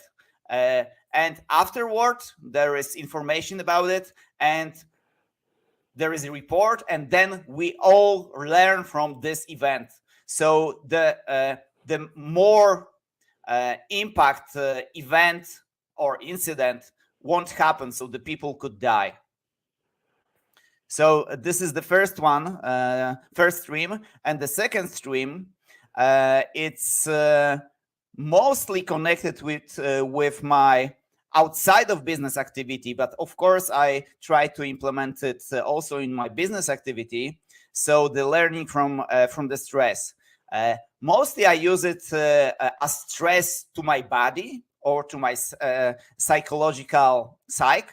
That's why I try to expose myself, my body, and my psychological experience for different kind of stressors. Like, for example, cold is one of stressors. It's at the end, one end of this place, and the second one, it's very warm or hot, high temperature. So I try to expose myself in different conditions, also during the running or during the martial art or during, let's say, for breathing exercises.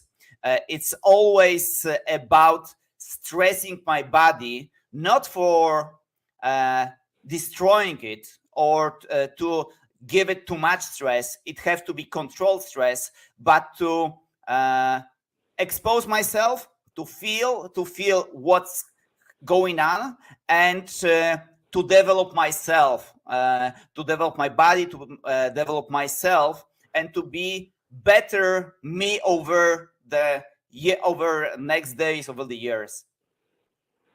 Thank you, Sebastian. Sebastian, knowing that Agility, Resilience, and Antifragility 2022 in practice is all about taking theory and putting it into practice, where do you think we as organizations are going wrong at looking at mistakes and learning from them? At the same time, when you say exposing ourselves to stress, how does this work in organizations? So exposing organization for stress, it's doing projects that out of the normal organization way of doing, let's say, business. So if you are doing the same things for, let's say, 2 years, same procedures, same processes, we are being lazy. This is one of the things. People become lazy. People become automatic in what they are doing, also what they're thinking. Sometimes they are not thinking, they are just following procedures that could be wrong. And exposing organization to stress is to stress out those policies, those procedures, those people, and that they could do things that are out of their normal way of doing. And of course, it becomes stressful. But this kind of activities open the eyes for the new opportunities, or sometimes for a risk. So people can see the risk that or the holes that they are in front of them, but without this external stressors, they can't see them. Excellent. Sebastian, so how do you think one should get started with organizations to, like you call it, to put in that controlled stress? First of all, we always have to start with the culture and with mindset of exposing ourselves for things that are not, let's say, pleasant. Because exposing for stress or for, let's say, change, the change is also stressful. It's not very pleasant for us. That's why I think the most important way is create the culture, let's say, safe culture, that people could, first of all, make mistakes. Because if you are exposed to some stress or some events, then you will make mistakes. And the organization have to accept that people are making mistakes, because we are all people, and we are making mistakes from different reasons. Sometimes because we are not feeling very well, sometimes we don't know things, sometimes we don't have enough competence, and so on, so on. Sometimes we just don't see something in front of our eyes. So the most important things is the culture, the safe culture around us, to create new projects, new way of thinking, new way of looking at the same things from different angles. And the people, the employees, should have opportunities to raise hands and say, "Hi, hey guys, I think this process, these procedures, this kind of software, hardware, anything, I think it's wrong, and I will give you some advice." And right now, the most important things, it's the why things, is the feedback. So the organization should take care of those information, analyze it. You don't have to put it into implement it, but you have to analyze it, give feedback to those people, and then do something with it. Sometimes implement it, sometimes change the way, this idea in different way, but then implement it also. Sometimes just cancel it because it doesn't fit to the organization. Excellent, Sebastian. So what you're saying is stress the system enough, look at the result, which might be a mistake or is the absence of the desired result, learn from it, orient yourself, look at the opportunities that might come out of it, or look at the risk that it might pose so that you are well prepared for the future. Sebastian, knowing that you've got a lot of experience in the information security area at an enterprise level, where do you think we as an industry are lacking, or where do you think the industry is moving? Oh, it's a very, very broad topic, but I think there are two things I would like to mention in the cybersecurity world. Mm-hmm. First thing that we are not looking at the cyber as a human-oriented process or system, because mostly we are looking at the cybersecurity as the combination of processes and the technology. We are looking at human from learning perspective or from making mistakes by ordinary employee, let's say because of the phishing attacks or other kind of attacks, social engineering attacks. But we are lack of looking at people that they are just people, like we are looking in airspace industry, health industry, and other industries, high risk industry, from the safety perspective. In those industries, we look at the psychological aspects of doing things by people, of designing things as people. And in cybersecurity, we are just starting looking at those things. In most cases, we just think that people are more as robots than that we have feelings, that we could act without any reason differently. So this is one thing. And the other thing in cybersecurity in the modern world is interconnectivity and the complexity of the systems. And because of those things, so interconnectivity and very complex systems, we as humans have problems to understand it. And if we can't understand it, we simplify it.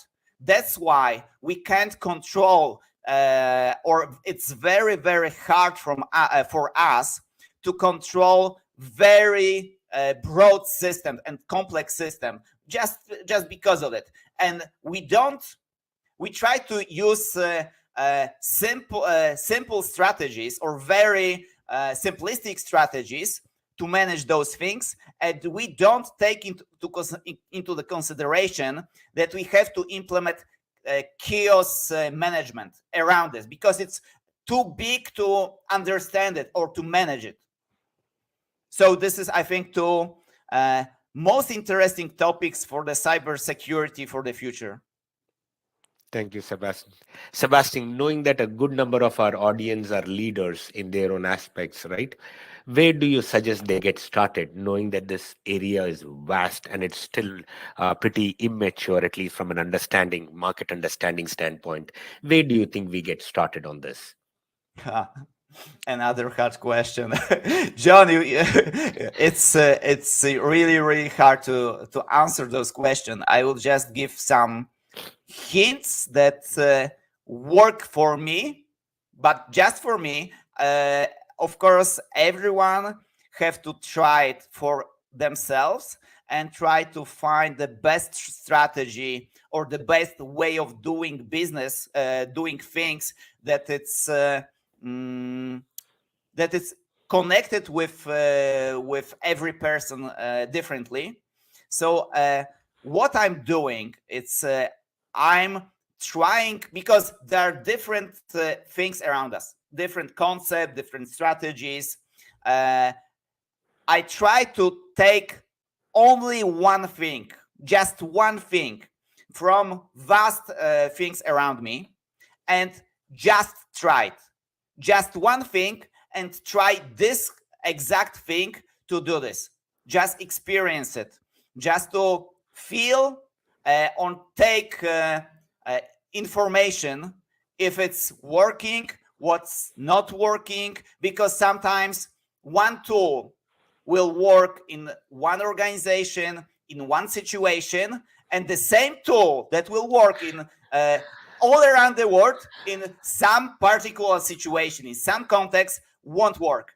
That's why it is really crucial to find the tools from the toolbox you are using, tools that it's really important to use in your particular situation, in your particular context. But it's not about talking about things. It's very nice that we are talking, discussing things, gaining some knowledge, but knowledge is not enough.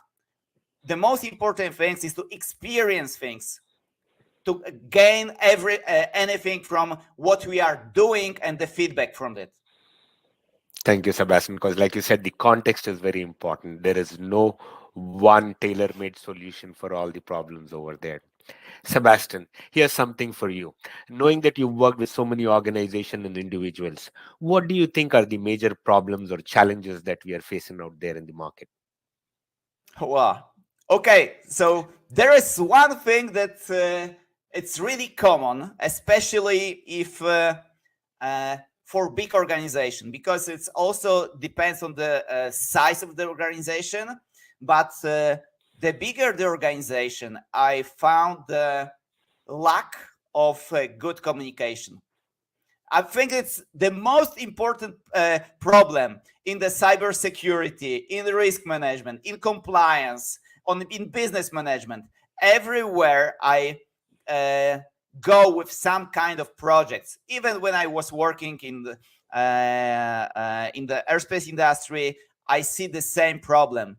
The communication. There was, of course, benefits if the communication was good. But if there was no communication, there was lack of it from different kind of reasons. The organization worked quite harsh, not very good. There was no information flow between people and between processes. Then we will work in silos. Communication is key, is what you're saying. Thank Yes. you, Sebastian. Sebastian, knowing that we are falling short of time on this conversation, if you wanted our audience to take away something from this conversation, what do you think would be those key factors? I think first of all, don't afraid of doing things, especially the small one. Just try the small things. Mm-hmm. Don't afraid of this. This will be the stressors. So every time you experience something, it will stress you. So don't afraid of it.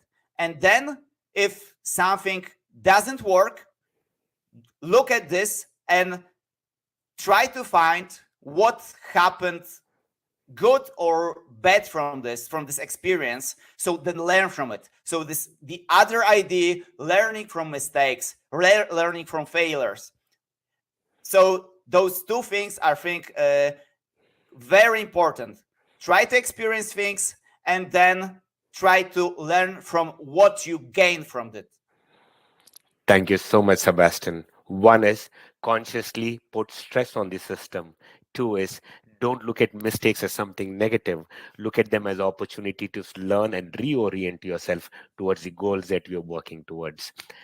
Thank you so much for your time, Sebastian. I wish we had more time. Looking forward to many more conversations. Thank you so much once again. Thank you, John, and thank you all for participating in this event. Thank you. Bye.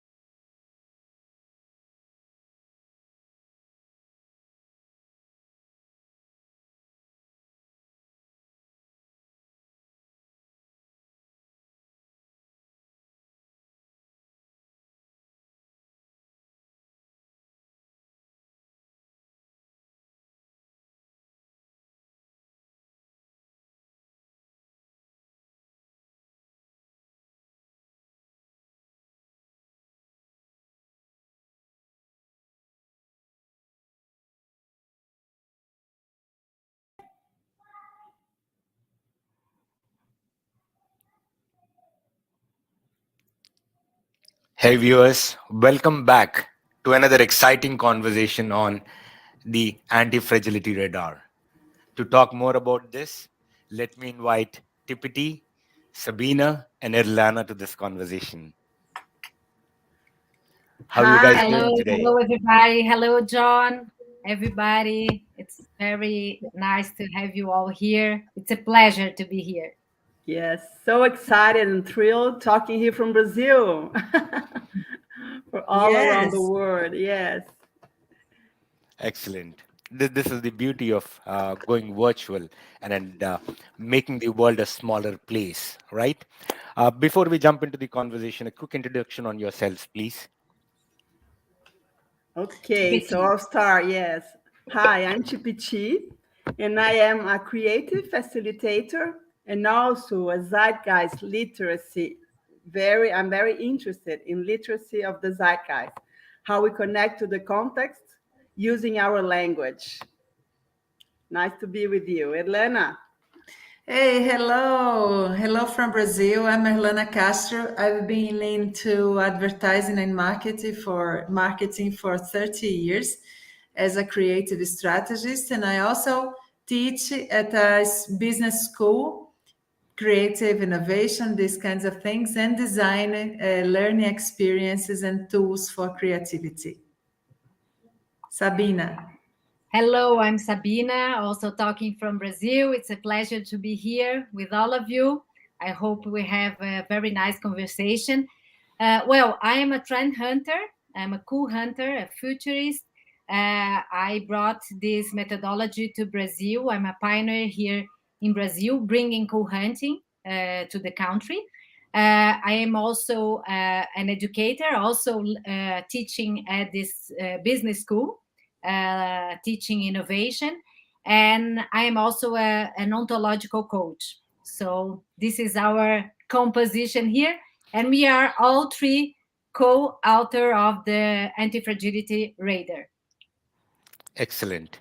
Without taking much further time, could you all dive deep into what is the Antifragility radar all about?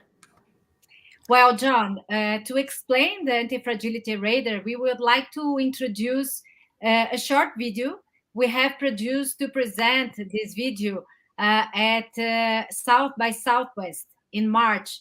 South by Southwest is the biggest innovation. Resiliência.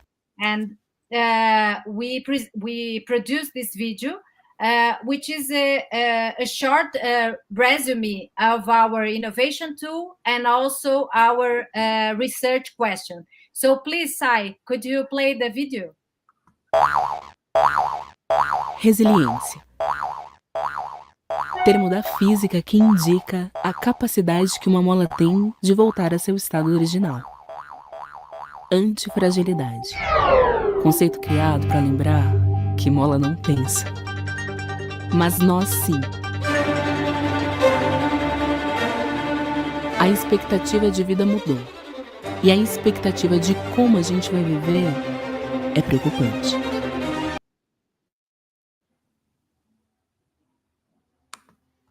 Oops, something happened. Maybe you have to start it again. The video, yes. Give it a minute. We'll just address the technical Gente, mudar de atitude, mudar o mindset e se reinventar. Todos nós. O propósito das empresas não pode mais ser produzir sem parar e lucrar sem medir as consequências. As escalas mudaram. O que nos trouxe até aqui, do jeito que está, não tem muito mais para onde nos levar, a não ser para o caos.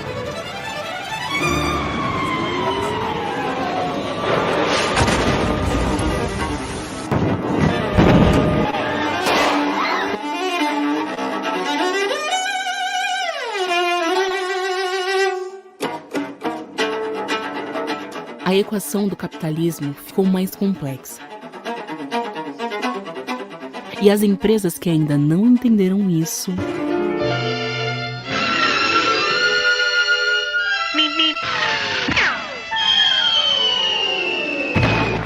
até porque there is no planet B, there is no planet blah, no planet B, blah blah blah. Hoje, as melhores oportunidades estão na solução dos grandes problemas do mundo.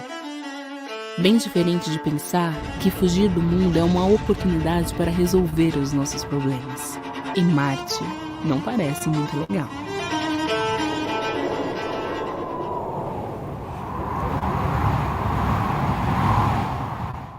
A gente precisa resolver os nossos problemas aqui e agora. O radar, ele nasce um pouco dessa exploratória. Quais são as rotas que podem nos levar a futuros mais desejáveis? A gente foi escanear sinais dentro desse contexto de disrupção. É bem uma metodologia de hunting. E aí a gente foi entender marcas, negócios e líderes, o que eles tinham em comum. Separamos o ruído do sinal. O que essas marcas, empresas e negócios tinham em comum que os faziam prosperar no caos? Aqueles antifrágeis que prosperam e evoluem exatamente por causa do caos e da disrupção, e não apesar dele. Então chegamos a 8 dimensões. O que são essas 8 dimensões? São os 8 temas, as 8 conversas que você não pode deixar de entender, não pode deixar de participar para fazer parte do espírito do tempo, para embarcar no Zeitgeist. São 8 as dimensões do radar da antifragilidade, sendo que 4 delas são diretamente ligadas à pauta do ESG, e as outras 4 criam o mindset e o ambiente para que o ESG aconteça. Propósito alinhado às ações, posicionamento ideológico claro, regeneração socioambiental, mentalidade digital, interdependência e colaboração, novas conexões criativas, diversidade como potência, prontidão para disrupção. Uma ferramenta de inovação para aterrissar criativamente as pautas de ESG e outras pautas indiretas que te ajudam nesse contexto de transformação. O radar te localiza. Você está mais negacionista ou mais ativista? Não existe certo e errado. Existe onde você está. Para ser antifrágil, o primeiro passo é você estar consciente dessa transformação e reconhecer o seu papel dentro dessas 8 dimensões. O passo seguinte, e o mais importante, é agir.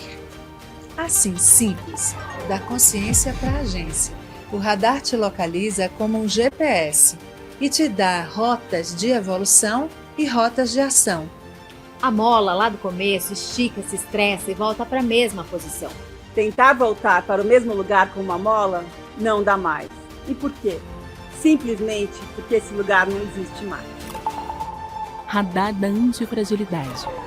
Da consciência para a agência. So this is our innovation tool, as you can see. And here you have now all the 8 dimensions. And as you can see, our research question was, what do brands, leaders, and businesses have in common that make them thrive in chaos? So those are the 8 dimensions that make the leaders or the brands or a company thrive in chaos. So as you can see, purpose aligned with actions. So it would be the walk the talk. Clear ideological positioning. It's not about neutrality. Social environmental regeneration. It's about circular economy, ESG, carbon free. Digital mindset, which is the technology in the service of the human needs. Interdependence and collaboration. It's the ecosystem thinking. New creative connections. It's co-creating. Diversity as a driving force, so it's affirmative actions, and readiness for disruptions. It's about the beta mindset.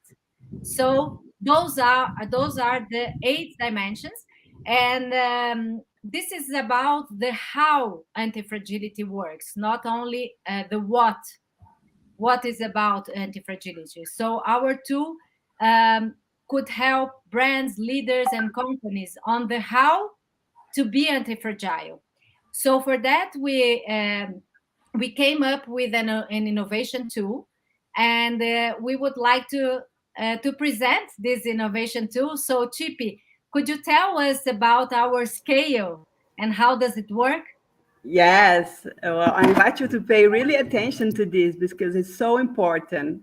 because you have the 8 dimensions, but for each dimension, you have to rate in which point of the scale you are in. So are you a denialist? I mean, well, I don't care about this subject. I don't want to know. I'm lazy about this subject. Or are you curious? No, I'm just looking at it right now, superficially contact with the topic, waiting to see where it goes. Conscious, are you conscious?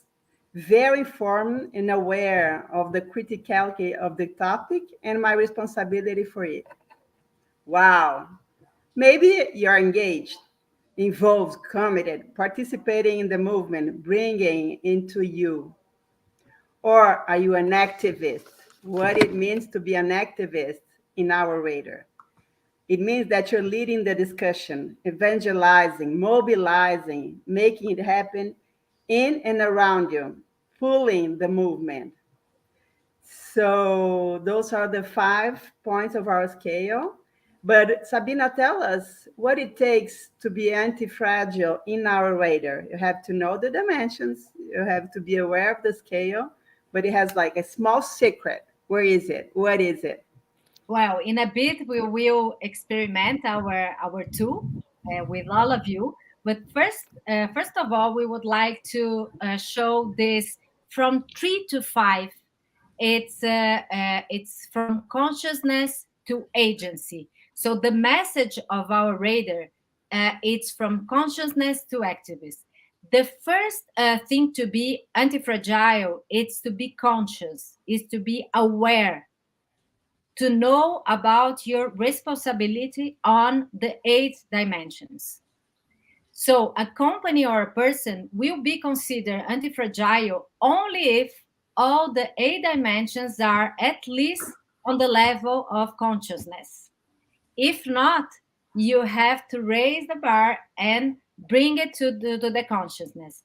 So we can experiment this too for companies, for brands, for teams, for leaders, and you get to know what is where are you located on those 8 dimensions, which are the 8 dimensions of our zeitgeist, our disruptive context. Maybe we could share an example, a Yes. very quick example to show how relevant this tool could be. Please, Sai, can you bring us to the next? Great. So this is very interesting. So everybody's talking about Facebook. Né? Facebook is facing now a very difficult moment. Well, back in March, when we were at the South by Southwest Festival in Austin, we decided to get the perception from the creative industry, global creative industry, about Facebook at that right moment. So at that right moment, Facebook ranked like that, very fragile. So you can see the only dimension that it was interesting positioned or perceived was in digital mindset, which for sure it is their business. So they are digital companies, but all the rest of the big discussions of the context, they were perceived as fragile, So, and this bringing together this whole image here showed us a very fragile company at that moment already that was not really dialoguing or taking into consideration the discussions that were in the zeitgeist. So, and that's how relevant this could be. So we check the stakeholders and their perception on your anti-fragility, and the mosaic of perceptions from all your stakeholders will give you some clue about strategic blind spots as well. So what about trying? Let's try it out, or let's have questions and answers. Let's go for questions and answers first. John. No, very interesting, but keep going on. I'll jump in. I do not want to stop the flow. Okay. So would you like to experiment the tool? Maybe it could be interesting for all of you. We have a QR code, and we could experiment our tool. So it's it's very simple. It's just pointing to the QR code, taking a picture of that, and you will go to our application. And I give you guys 1.5 minutes for that, because it's very intuitive and it's very easy. So just go there with your perception, be sincere. What about your anti-fragility? Let's check it out. Yes. It's your perception on those dimensions. So it's about sincerity, authenticity. It's about a critical thinking on how you are located on those 8 dimensions. And you will find the application, and it's very easy to slide and answer. So you have 60 seconds. And you have to take into consideration the scale that we just told you about. So, what's the answer? What will be our mosaic of anti-fragility? Of this group, yes. This international group, so powerful. So let's see how it comes. Elena. I'm very curious, Chippy. I'm very curious about the results. Yes, I'm here also waiting for some results to pop How up. is it going? How is it going, Elena? The results. Oh, yeah, we have already 2. Oh, that's nice. So let's just share for the moment, because that could be a very nice... maybe, okay, so we have 3 respondents now. I think we have a nice perspective here. So let's print it and anticipate while you continue answering. I will just anticipate it here, and very quickly here, sending it to Sai for him to show what we have. I can also maybe share my screen, but Sai, it's already on your mobile. So that's it. So while Sai brings us the image, we can tell you guys that it has been for 1 year. So this month, the radar has completed 1 year that is launched.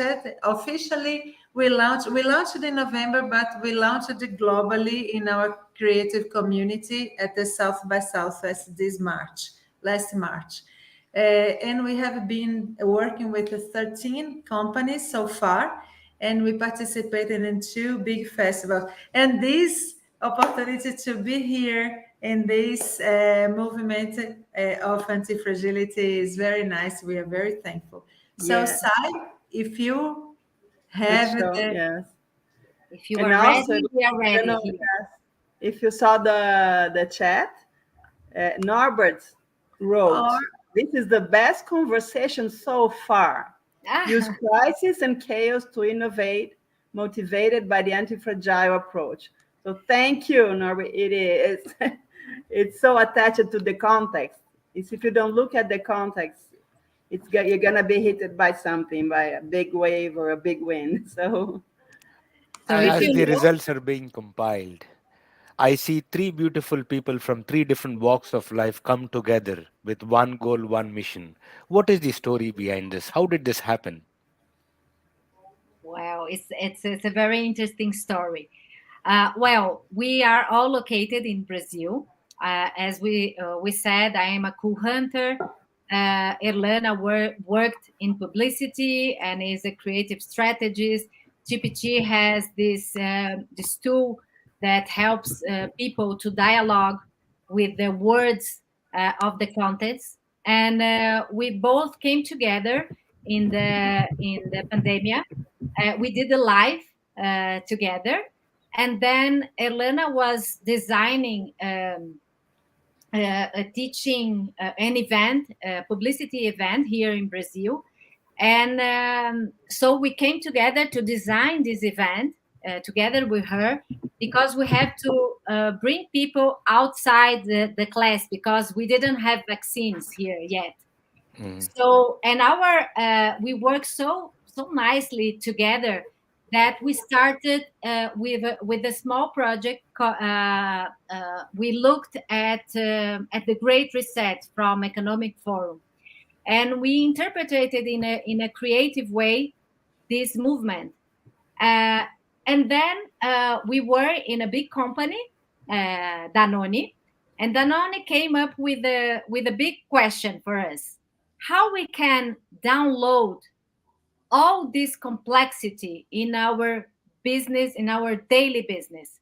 So we were discussing, and then we thought that the Nassim Taleb's big idea, anti-fragility, was at the beginning of our research question. So we started to, with the co-hunting methodology, to search for signals, for patterns that all the companies and leaders that were transforming and prospering in chaos, what did they have in common? And then we downloaded this in a very simple way, which is the anti-fragility radar, which is the 8 dimensions. Yeah, thank you, Sabina and John. Oh, look, we have results here, and that's very nice. It was just for us to, feel the tool and feel how easy it is and how the results come. So this is real time. So we just, present to everybody back, give this big feedback to the groups. And then they can see if they are anti-fragile, if they are fragile, where are the blind spots, what to do. So we have roots of evolution and roots of action, which is if you are fragile, you have to evolve. And you evolving in the discussion, getting to know, study, understanding, getting consciousness. If you are anti-fragile, you have to go for action right now, because the message of the radar is from consciousness to agency. And that's it. So the answer here is yes, we are anti-fragile, but we have to pay attention to 2 dimensions. We have to pay attention and evolve it. So there is a root of evolution for diversity as a potency, as a driving force, means that this group needs to understand it better, discuss it more, and bring it to the real life. And also in clear ideological positioning. That is something that we have to figure out as a polarized society, but neutrality is no more an option. And so we have to take a stand, and that's something, right? At the other hand, social environmental regeneration, interdependence and collaboration, creative connections, digital mindset, purpose that align with the actions, readiness for disruption. So we are super already on the practices, on the agency side of the thing. So that's it. It's nice to see the anti-fragility group being anti-fragile indeed. So congratulations. Thank you to that too, because we are always looking at collaborating all across and then learning from each other. Guys, knowing that you all are 1 year old in the market and you've been socializing this, how is this being accepted in the market? How are the organizations over there using it?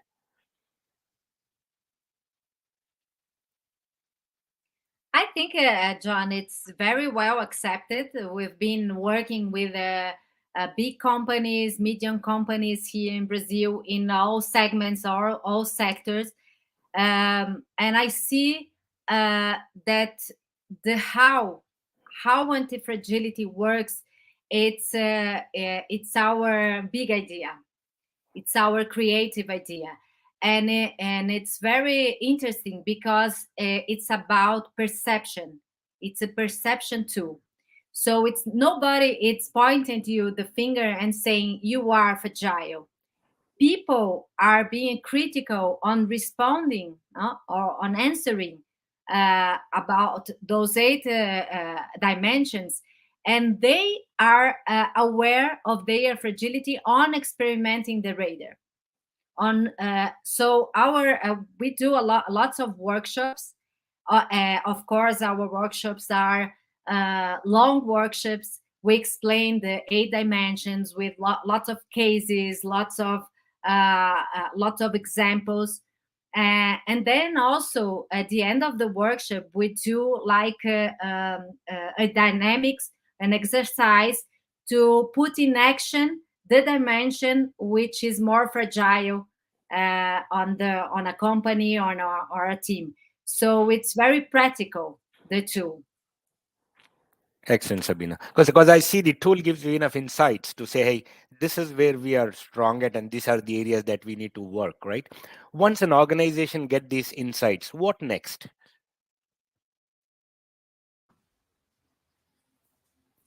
Well, next it comes the best, because we help them to create. Actually, all the workshops, they end with a creative activity. We call let's land all this for good. So we convoke the groups to create actions that are implementable tomorrow, and they don't request very much, but that put that discussion or that issue in action, So it's for the moment, we don't tell them what to do. We ask them what they can do now, fast, to address that lack, or to potentialize and bring it to life what you are already potent, And that's important, because as the perception works, we are not imposing anything. You are perceiving yourself or your company or the brand or the product or that campaign in a way or another. You also are the one responsible to come up with your protagonism and say, okay, now that you know, what are you going to do about that?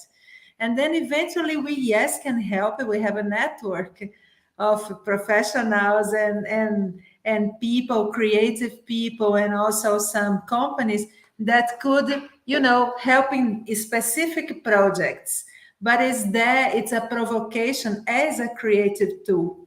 The place of a creative tool is to provoke a new perspective, a new thinking, a new angle, something that will move your thinking and will open you creative avenues.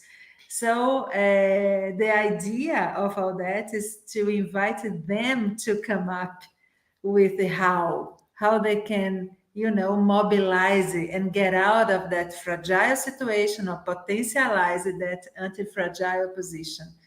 That's more or less like that. But they also use, John, there is a usage that I particularly like very much, that is disaster checking. For example, for the advertising campaigns, you get before airing. So when you get it, and you just check, because you have to know the blind spots. You can't go on air nowadays or with a big idea, and blind spots that could destroy it very quickly. That's the point. Guys, knowing that anti-fragility is a vast domain and it's widely misunderstood or understood differently by different people, if our audience needs some takeaways from these conversations, what would be those takeaways from your standpoint? Well, from our perspective, I think our tool helps people on a more creative, to perceive anti-fragility on a more creative way, open their minds on the 8 dimensions and how to apply anti-fragility. So the message also from our radar is from consciousness to agency. So you have, the first step is to be conscious about the context, about those 8 dimensions that are the 8 dimensions to evolve and to transform in this disruptive context. And then, if you are conscious, you have to act. You have to go for agency. Yeah, consciousness can be a tricky place, because you can be just there getting, I know, I'm aware, but not exactly doing something. Anti-fragility means not only dealing with the change, but being the change. TPT, Elena, and Sabina, thank you so much for your time on behalf of me, our audience, and this virtual conference. Looking forward to many more conversations like this when we can dig deeper down and then learn more from each other. Once again, thanks a ton. Thank you. Thank you for very being much. here. Thank you, Sai. Thank you, everyone. It was a pleasure.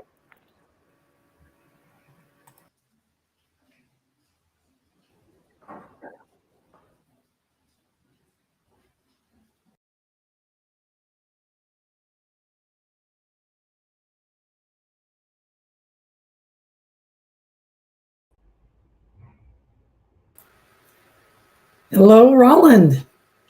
Sai, it's so nice to see you again. Likewise, my friend. How are you? I'm excellent, thank you. It's morning in Los Angeles, so I feel great. I How hope are it's a you? beautiful. I hope it's a beautiful morning. I'll put it that way. It is very beautiful. How's the Excellent. conference going so far? So far, so good. Definitely some good interaction. Great kickoff in the morning. Conversations throughout, and then definitively here we just wrapped up with the radar. But very, very eagerly would want to dive into this conversation. So would love for you to just briefly introduce yourself, and we'll dive right into the content, my good friend. Excellent, Sai. Thank you. Well, so my name is Roland Deiser. I actually founded a few years ago the Center for the Future of Organization at the Drucker School of Management. There we actually try to look how to deal with the challenges of 21st century leadership and organization.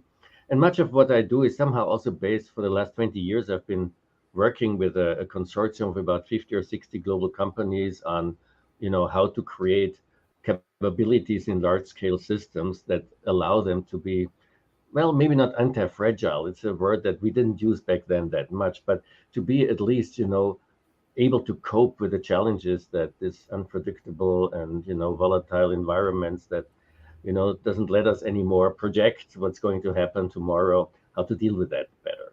So that's my kind of work. And our work most recently, and I think that's also the topic of our conversation, has been focusing on business ecosystem leadership, which means what are the capabilities companies need to really influence and shape business ecosystems. Excellent, excellent. Thank you so much, Roland. And if we exactly diving into the topic, can you kind of hone in on sort of some of those capabilities that we should be thinking about, and then we can drill a little bit deeper and kind of take the broader context. Yeah, maybe a little bit of history. So we started really with a study we did on digital transformation challenges that happen in large and global organizations. And, one of the key results was that digitalization, on one hand, has been used a lot for improving efficiency, optimizing processes, saving costs, streamlining, customer interaction and things like that. But when it comes to the real game changer of digital transformation, which is really disruptive new business models, right? Branching out into stuff that is actually the unknown.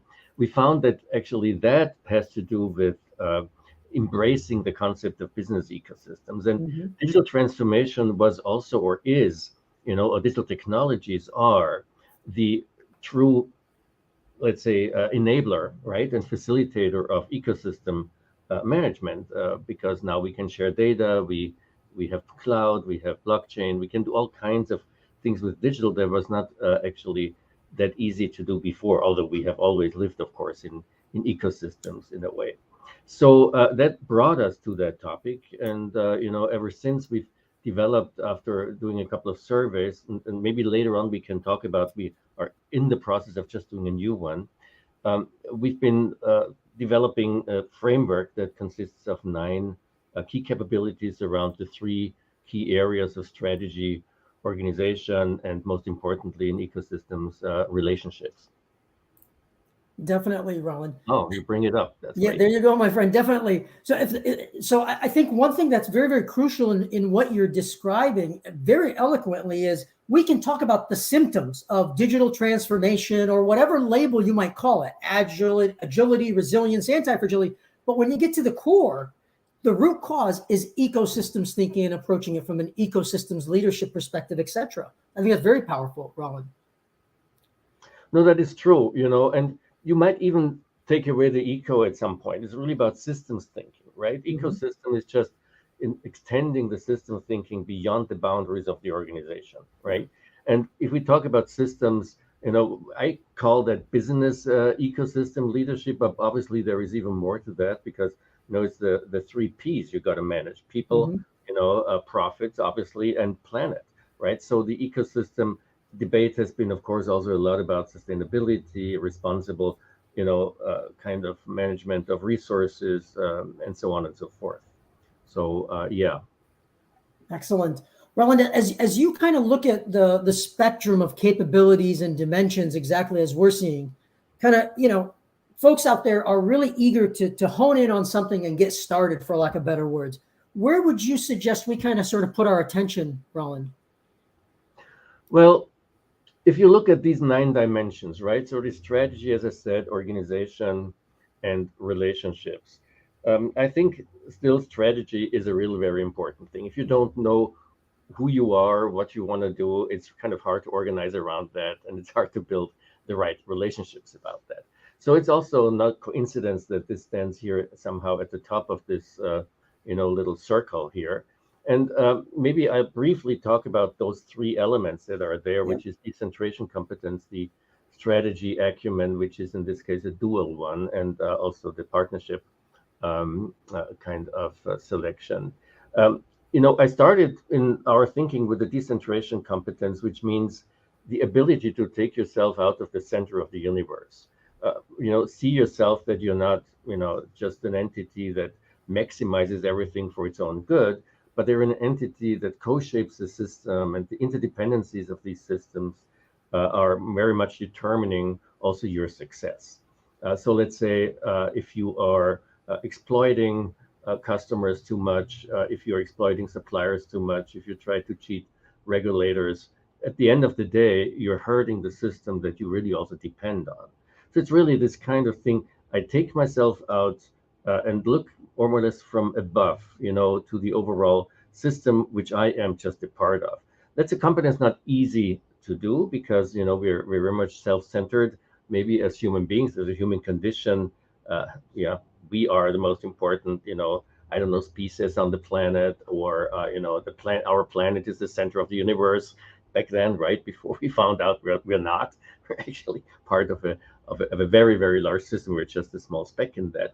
And for organizations, it goes down to departments, even to individuals and leaders. It's very hard to let go and see we are interconnected, and we've got to see and take back our own self-interest in the overall win-win interest of the system. But to be able to do that, it comes really to the strategic acumen that is the basis that allows you even to let go. And here, you asked me what would be the first thing to start with. And it sounds maybe a bit cheesy, but it's really purpose, right? Mm-hmm. I think to know who you are and where are your real strengths, what is it about what you want to do, and what makes you in the system unique, so you cannot be made redundant, right?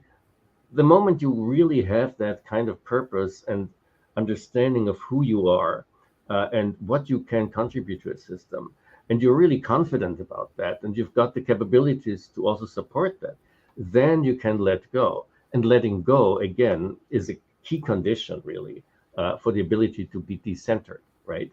So people who are unsecure, organizations who really don't know where their position is and stuff like that, they tend to hold on much more, to their, old business models. They cannot let go and explore new avenues, because if they do, they are afraid they might lose their identity, right? So identity is a very, very important element. And so I would start each and every exploration of business ecosystem engagement with a deep understanding what will be my strength, where I can be not made redundant and contribute to the system. Very beautifully said, Roland. And I love the elements that you're calling out, because these are ones that we have struggled with as a humanity, Absolutely. Identity is core to everything. And of course, then, what is meaningful to me? What is meaningful to Roland? And by all means, what is the purpose that we embrace? And then additionally, the degree of awareness, and really the degree of awareness to confront our own egos becomes quintessential in terms of embracing this word. And the interesting thing for me, is that identity is something that is not a given, right? It is something evolving, and it's always redefined and reconstructed in a way through the world that I interact with, that I engage with, right? So the moment I really engage seriously with an outside world, which is maybe alien to me, it really changes in a way my identity. But I can only really let's say, be able to deal with that change if I know who I am. Otherwise, it's just too threatening and I close down, right? Yeah. So I think that's a very important element. We have further down in the relationship dimension, we have that issue of boundary leverage. I've been always very much fascinated by the phenomenon of boundaries, right? I mean, it starts with our own, identity, where we build boundaries, in relationships. If you let go too much in a let's say a personal relationship with your partner, right, you might really be totally, maybe together and a symbiotic thing, but it really made about you lose your own sense of self. If your own self of sense is too strong, you somehow hurt the partnership, right? So the question is, what is the balance of having these boundaries? Who am I, and what is important for the system? How can I design them in a way that they're almost semi-permeable, right? It's quite an interesting concept that we know, obviously, from neuroscience, that you have to let go and let things in and out. But if you open up too much, then it threatens also your identity. And so the boundary management, I was fascinated always about, because this kind of process of letting things through and letting things in, and this interaction constructs really eventually all the time who I am. And so it is the place where learning happens. It's the place where development happens. Mm-hmm. It's the place where innovation happens. So I think another key element, we first spoke of purpose. The other key element in ecosystem is really have really attention to the boundaries we're dealing with. And they can be cross-functional boundaries, there can be industry boundaries, there can be, boundaries towards the customer, the supplier, whoever your stakeholders are. But focus on these places and leverage them as spaces where you can jointly learn, where you can jointly develop new things, where you can co-create and do things like that. Again, very beautifully said. There's three things that grab me, or three words that, as you're describing the work that you've done. One is as we embrace this, you have to be able to let go and truly identify how you are uniquely contributing in that ecosystem. So that is very, very core. The other piece that you are really emphasizing here is the boundary aspect, is really to both create integrity as well as look for the win-win with other parties in that ecosystem. So there is definitively a required shift from a win-lose perspective to looking for that win-win in that ecosystem. Is that congruent? Yeah, that is absolutely true. I mean, the win-win, as we said also already in the decentration competence, the win-win is a key element of a successful ecosystem. I mean, getting back to strategy, the really interesting thing here is that the ecosystem itself, if you look at it, it's not more than actually an organization of organizations, mm-hmm. right? So an organization of organizations, and as an organization, it also, follows a lot of the stuff we have learned about organization. It has a strategy, it has also a purpose, it has a market, it has dynamics, it has power dynamics, of course, and all these kind of things like a traditional organization would have. The big difference in the ecosystem is that, there is no established governance. There is no established framework. Really, it's an evolving framework that happens while people start to collaborate and learn how to work with each other. And the negotiation of, for instance, who is capturing what value and can get what kind of profits out of the system is an even much bigger deal as it is within organizations. We know that also within organizations, people fight for budgets, they fight for, what can I do and stuff like that. But there is always somebody at the end who can actually call the shots and say, okay, well, my budget allocation is here. My allocation, to deal with my innovation portfolio is this. There is a kind of a decision rule, that should happen. And in formal organizations, at least the buck stops at the top, and maybe at the end with investors. But there are also investors, there are shareholders, there is a board, there is a CEO, there are employment contracts, all that kind of stuff, which is legally framed. Not so much in a business ecosystem, right? You will have multiple of these systems that have their own governances, and these own governances might be very, very different, right?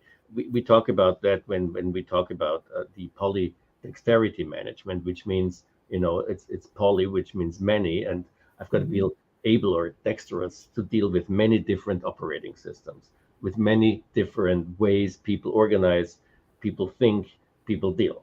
Think about in an ecosystem, let's say you need a manufacturer to do certain kind of things, and they have an operating model, which most likely is based on, Tayloristic efficiency, streamlining processes, saving costs, scaling stuff and stuff like that. Then in this ecosystem, you might have, a research lab that contributes to your development. You might have startups and incubators that you are working with.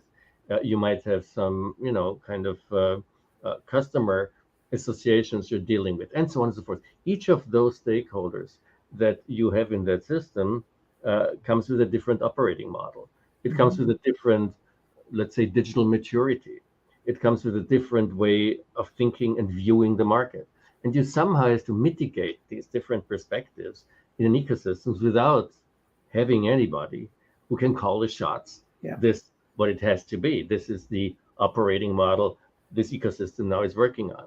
It's an ongoing process of, I would almost say, political, kind of negotiation. And ecosystems need to institutionalize spaces and platforms where they can have these structural conflicts of the ecosystems continuously, discussed, continuously dealt with, and have something where they can organize stuff that actually cannot be organized. Yeah. And again, I really appreciate the description, because it's very congruent in what I've experienced and what I've practiced, if you will, as such. There's a few things I want to dig a little bit deeper into. In particular, I love the way you're describing. It's very fluid and it's very dynamic. That's crucial from the vantage of ecosystems. And there is the shaping, exactly as you've talked about, and the co-shaping that's occurring. And conflict is at the core of a lot of the tensions that we all experience. So, Roland, as you kind of reflect on that, and my mind kind of goes to partner selection as one aspect beyond, if you will, just general governance. What happens, if you will, and what do we need to do within an ecosystem to really focus on the hygiene and ensure that we've got healthy partners versus ones that are unhealthy? And, how do we approach ones that perhaps have entered the ecosystem that are less than healthy or looking for the win-win? No, that's a very, very good point, Sai. When we talk about partnership, the traditional way strategy thinks about partnership is somehow a strategic fit, right? Mm-hmm. So, are there somehow economies of scale or scope or, whatever, makes sense to, let's say, acquire a certain company or cut that kind of strategic alliance because we need it for a certain kind of value proposition and so on and so forth. And that's all good. And that, of course, remains. However, as we saw that there are these capabilities you need in business ecosystems, you ideally have partners who also, kind of have that similar mindset and have these capabilities. And you want to have partners who somehow also, ideally, are not, kind of totally selfish and just want to maximize their own profit and things like that. Finding that out is not so easy because the pure usual cultural due diligence you may want to do is here not enough. And what makes it even more complex is that when you deal with larger partners and stakeholders, you don't know exactly who you get for the negotiations or for the collaboration. You might get great people, and you might get not so great people. You might get people who really have some gravitas when they go back into their organization, or you might get people who nod a lot in meetings, but when they come back into their organization, they don't have any power to make anything happen that was eventually, negotiated in the ecosystem. So partnership management also means within then certain partners that you have found, finding also then the right people, who can make a difference, who understand what's going on in an ecosystem and then can also influence their own organization.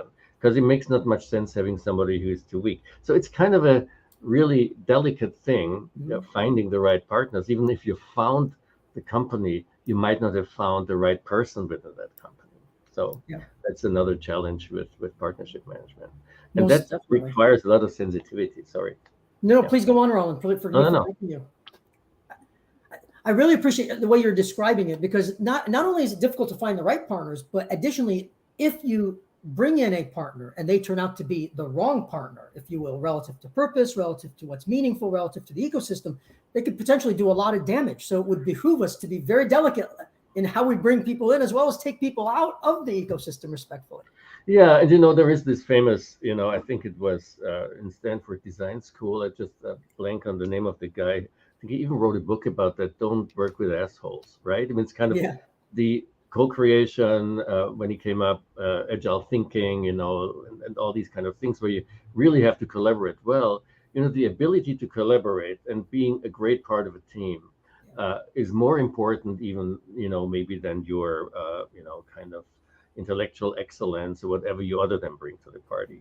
So these kind of collaboration imperative that you find in networks, right, also requires some personal capabilities in order, again, you know, on a personal level, to let go, to listen, to do all these kind of things that are necessary.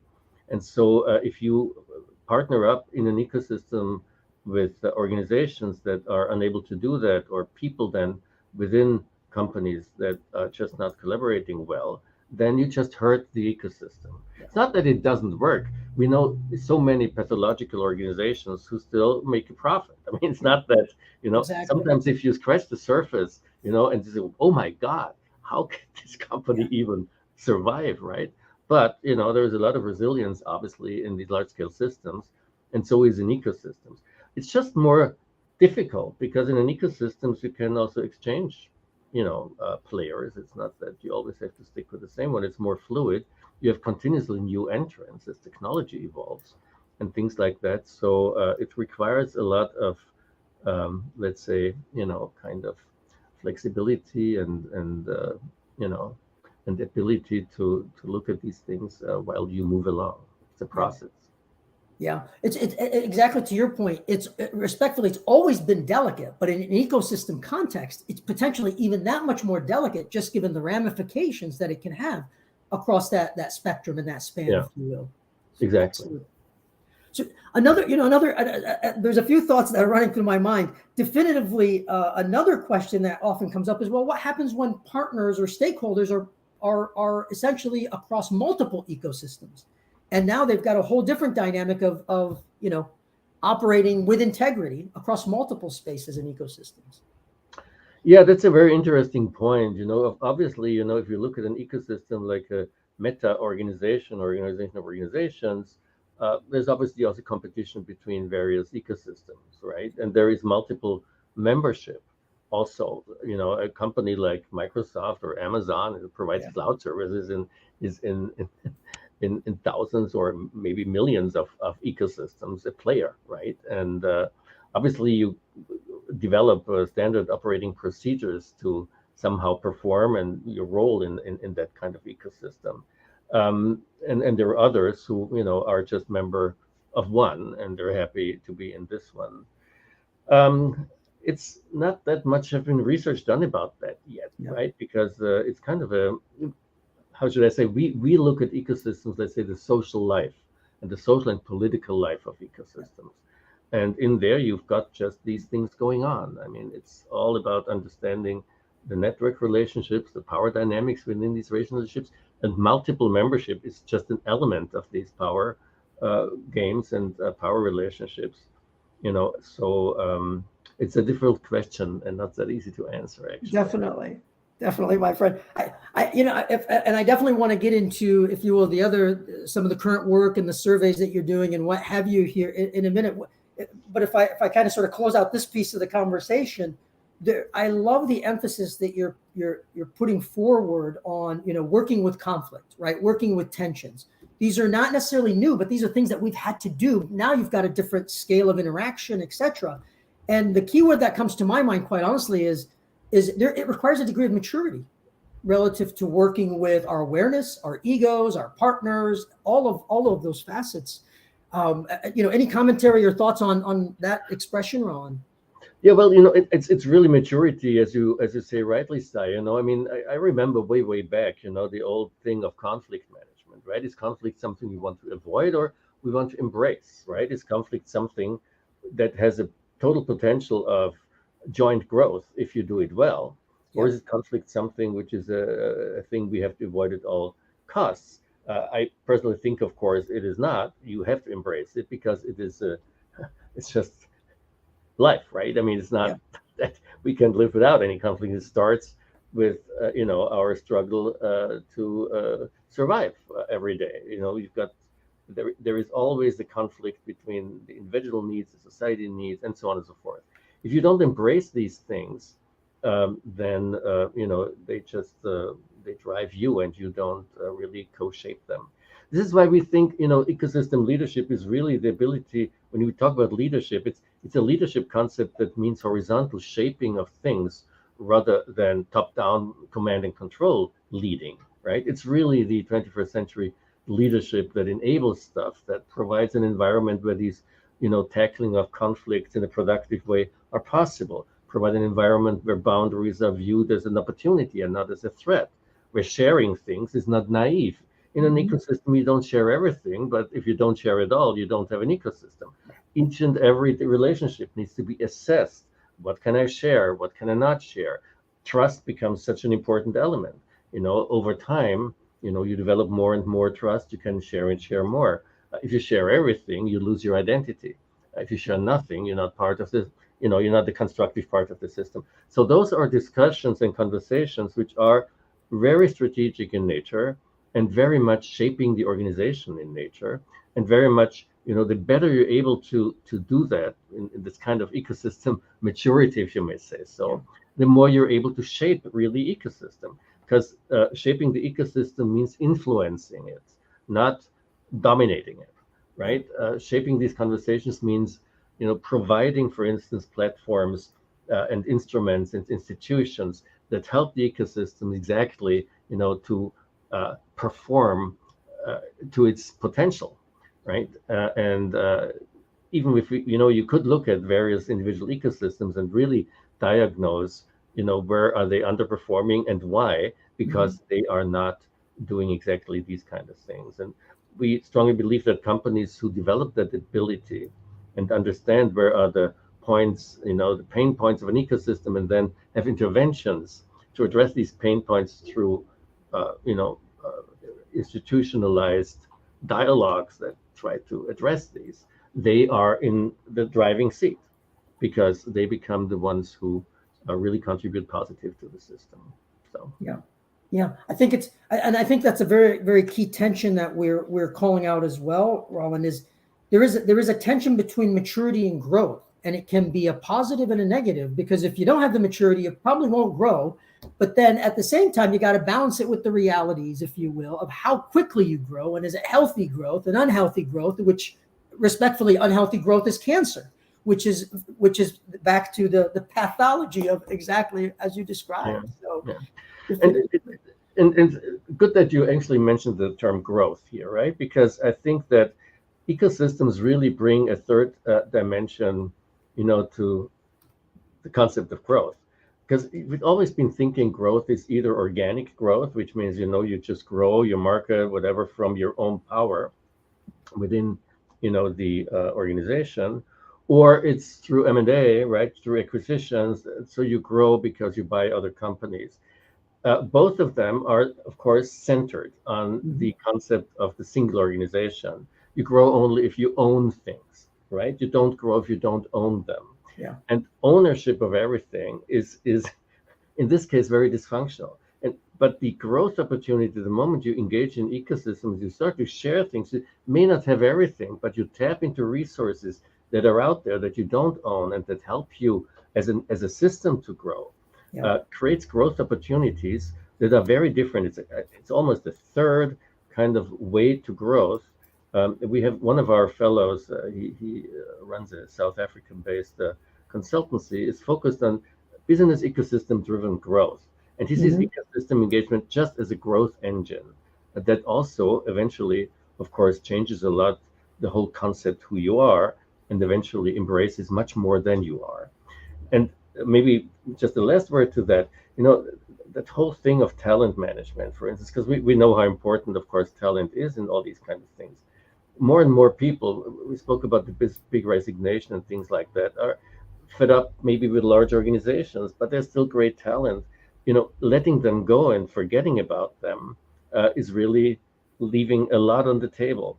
And many companies have their own talent management systems really reduced only to the time while they own the talent, right? All the performance and all the kind of stuff, development measures and whatever they do with their talent starts when they join the company and ends when they leave the company.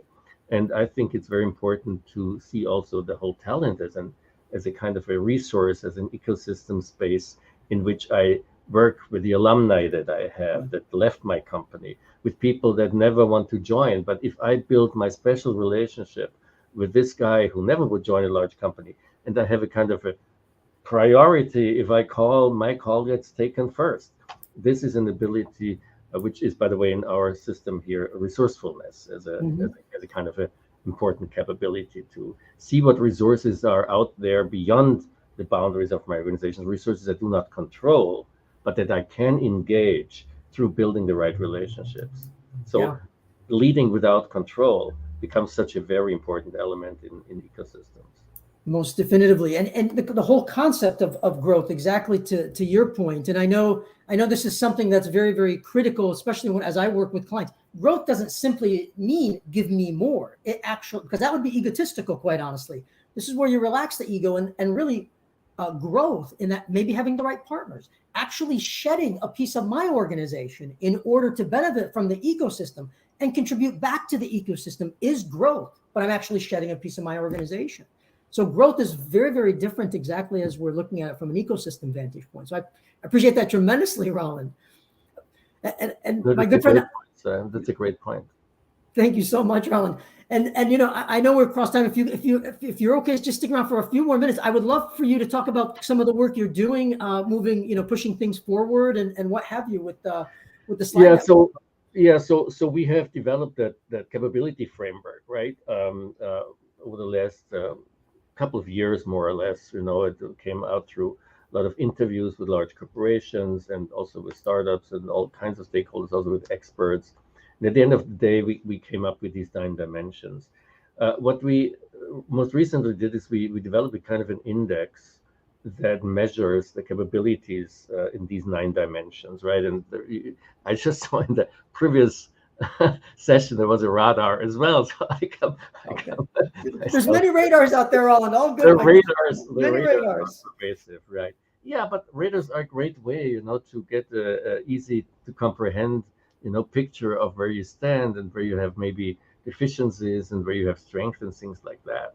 So we've developed that instrument that is currently out more or less almost for testing. We, as we speak, are launching a kind of global survey to understand how these capabilities are distributed in organizations, where there are strengths and where there are weaknesses. And currently, we just want to get a large picture. Are companies struggling most with governance, or is it, it would show here, for instance, the governance, but this is of course just a straw man. It's not real data that led to this one here, but the digital maturity is great. Or, is it very different? And then based on this, once we get that picture, which we hope we'll have before the end of the year, we're going to obviously publish, and throw it out there in executive reports, and maybe a longer research report even. But the main thing is really then to identify where are the areas we want to dig further in our research, right? So when you say it's about, let's say, partnership or governance or whatever, next project will then focus deeper on what are the areas that need to be improved. How can we improve these areas? What can we deal with these? What interventions are there? Where are best cases, benchmark cases out there, and things like that. And we intend to do this through a kind of a corporate consortium program where companies can participate in forming a research consortium to jointly address certain kind of issues. Not everybody will have these issues, but those who share those, and ideally they might be from different industries, but I think that also co-opetition is a very important element in ecosystems. So even if they are formerly competitors, they're all invited in a way to jointly look at these things in more depth. So that's what we're doing here. It says, I think on the slide, we want to look at the current state of the ecosystem leadership capabilities and then, address these question. And obviously, it's also an instrument, I don't want to advertise here, but it's an instrument that a single organization can use to assess its own capability profile, right? And we can obviously customize the instrument. I mean, there is a core of questions that give us a feedback about their capabilities, but if they have then a specific context, we can add questions to address that specific context. So that's what this thing here is about, the Ecosystem Leadership Index we're working on. Excellent. You sing to my heart, Roland. When you're working with the to your competition, you truly sing to my heart. And exactly, truly. I mean, you've advanced the work and you continue to advance the work. You have a huge champion in me and others, Roland. And I really appreciate what you mentioned, because there are numerous radars, there are numerous indexes out there, and many things to look at. The thing that I go after, to be very honest, because I work day to day with clients implementing these things for benefit, if you will, what's the breadth and depth? That's very, very key. And that's very crucial to maturing the instrument. And then, is it actionable? Isn't it telling me something that's actionable? If it isn't actionable, then it's all window dressing. And at that point, it doesn't serve anyone. And so I always tell folks, when you look at something, an instrument like this, is it too subjective? That's one thing to consider. Or is it breadth and depth and actionable? Additionally, the other key thing, does it leave too much up for interpretation? Because if it leaves so much up for interpretation, well, I can tell you I'm perfect, right? So there is a delicate balance, and it's not simply saying it's all contextual, and it's all, or saying none of it is contextual. There is that delicate balance, and I applaud you, my good friend, and all the work that you push us to challenge ourselves with as the work you're doing. So you have a friend in the wild, and if there's anything we can do, you know where to reach me, Roland. No, Cy, that's very kind of you. And, underlining again, what you just said, the actionable element is very important here. I joined a little bit the last few minutes of the previous session. This was also what, the colleagues said here from Brazil, that, one element is consciousness. The other thing is to act on it. If you don't act, all the consciousness doesn't help you much, right? Actually, I don't even know what to think before I have acted. The interesting thing is, we really got to turn around the table here. We got to act, and while we act, we learn, right? And then that creates new insights and new thinking. This is why, ecosystem engagement, I call it rather engagement very often as well, is engage and then learn, but understand the dynamics you actually entering. So you are hopefully not too blind. There is always a certain blindness you necessarily will have. There's always conflicts you will encounter. And just embrace that blindness, embrace that you don't know, embrace, that there will be conflict, and see this as an opportunity rather than a threat. Yes, indeed. Yes, indeed. And like I said, my friend, a few minutes ago, you sing to my heart, you sing again. And the reason I say that, quite honestly, is a lot of people say to me, I mean, very, very honestly, Roland, a lot of people say to me as well, we got to change people's mindsets before they act. And I tell them, no, it's not a question of changing people's mindsets before they act.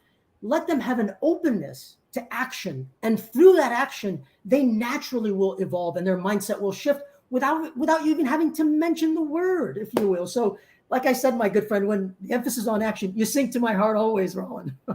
Children, if you look at very little children, the first thing is they just do things, and then they burn themselves. They make experiences, and they develop a consciousness through first enacting themselves and, placing themselves into the world.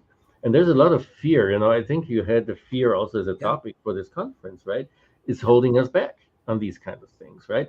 Obviously, you don't have to be, you can be as an idiot in terms of jumping down bridges or whatever, you gotta, but there is too much fear out there of doing things wrong or maybe doing it not, and so on and so forth. Just engage in it and see this as an opportunity to fail and to learn. I mean, the old failure kind of culture and stuff. Don't overdo that, but general attitude needs to be going out and then start to think and learn. And it's an ongoing learning mindset.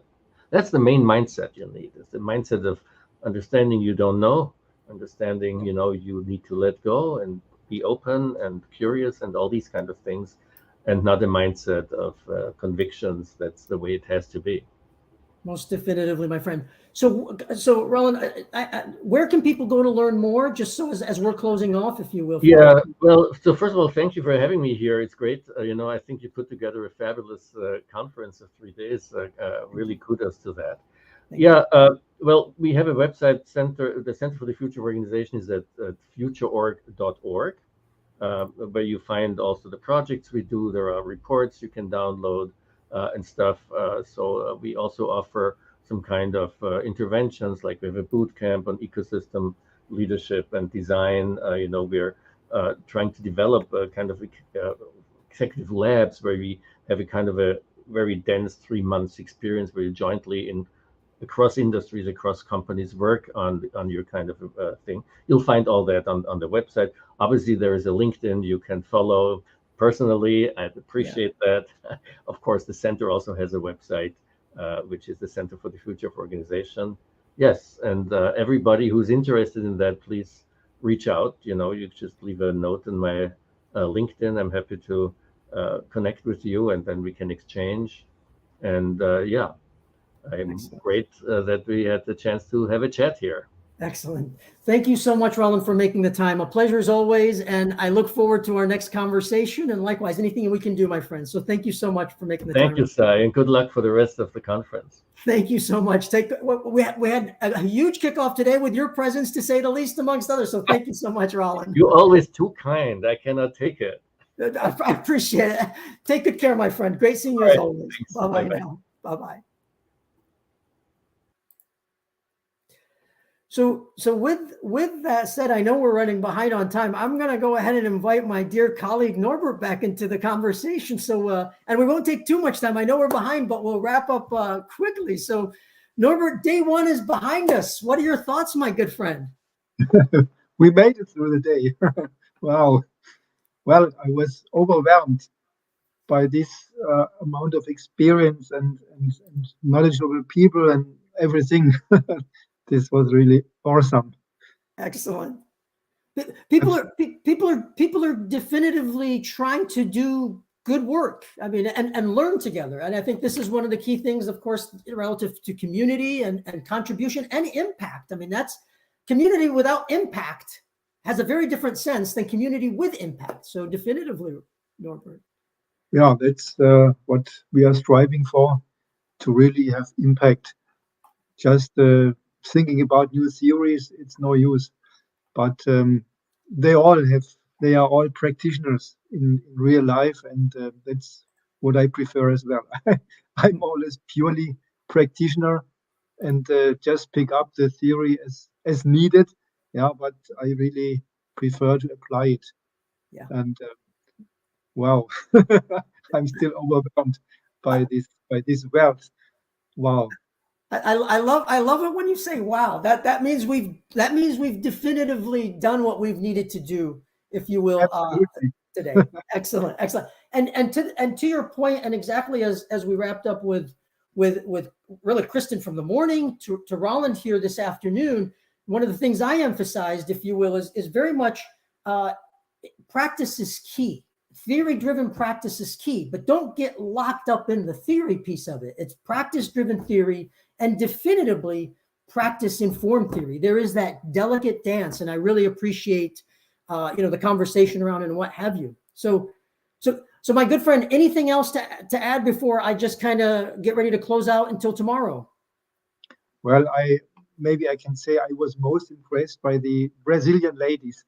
This was really for me, but it was the highlight, because it's really very close to my understanding of antifragility.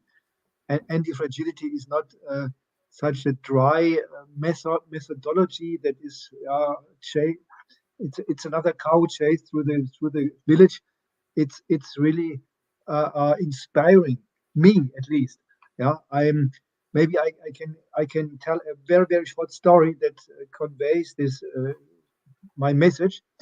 There was an experiment when they left water taps running in a public toilet, and they wanted to see what happens. Okay, when every person who came into this public toilet, he turned off the running water tap. Nobody asked him to, but it is just obvious that there is a waste. Yeah, when there is a light burning, maybe in daylight, it's not that. Even though it's maybe much more costly, or even a heater is turned on in the summer. Yeah, it will not follow this response. What is the difference? The waste is made very obvious. Now come back to anti-fragility. For me, an anti-fragile understanding makes waste obvious. Not a simple waste, but the more costly, more complex waste in systems. This is my understanding of the value of anti-fragility. Yeah, it gives you a much easier understanding of complex waste, of complex problems in our world. And thus, yeah, as the ladies showed us, supports creativity to solve these problems with new business models, creating more business, more opportunity from chaos and crisis and problems. And this was very close to my understanding. So I enjoyed this most. Excellent, excellent. So I have to say, I love all our guests, if you will, all around for day one, as well as day two, as well as day three. In particular, I want to just kind of zoom out a little bit. Today, we focused very much on fear and ultimately leadership and how that manifests throughout the conversations. Tomorrow, we're going to be focusing on risk and agility. And actually, when we kick off tomorrow morning, we're going to have, if you will, Michelle Walker with us, who will really carry the theme forward around ecosystems, exactly as Roland brought us to that core of ecosystems and leadership. We're going to start off with that tomorrow and really thinking about our risk ecosystem in particular. And that will be tomorrow. So very definitively, we look forward to everyone rejoining us. And by all means, by the third day, we're going to get to security and uncertainty. So definitively, a lot of good conversations that are forthcoming with Michelle Walker tomorrow, likewise with Chet Richards tomorrow, and then definitively more guests on the third day. So thank you all for joining. Thank you, Norbert. And we look forward to seeing you tomorrow. So thank you so much. Thank you, Sai, for great organization of it. Bye-bye. Good afternoon. You're very kind. Thank you so much. Take care now. Bye-bye. Bye-bye.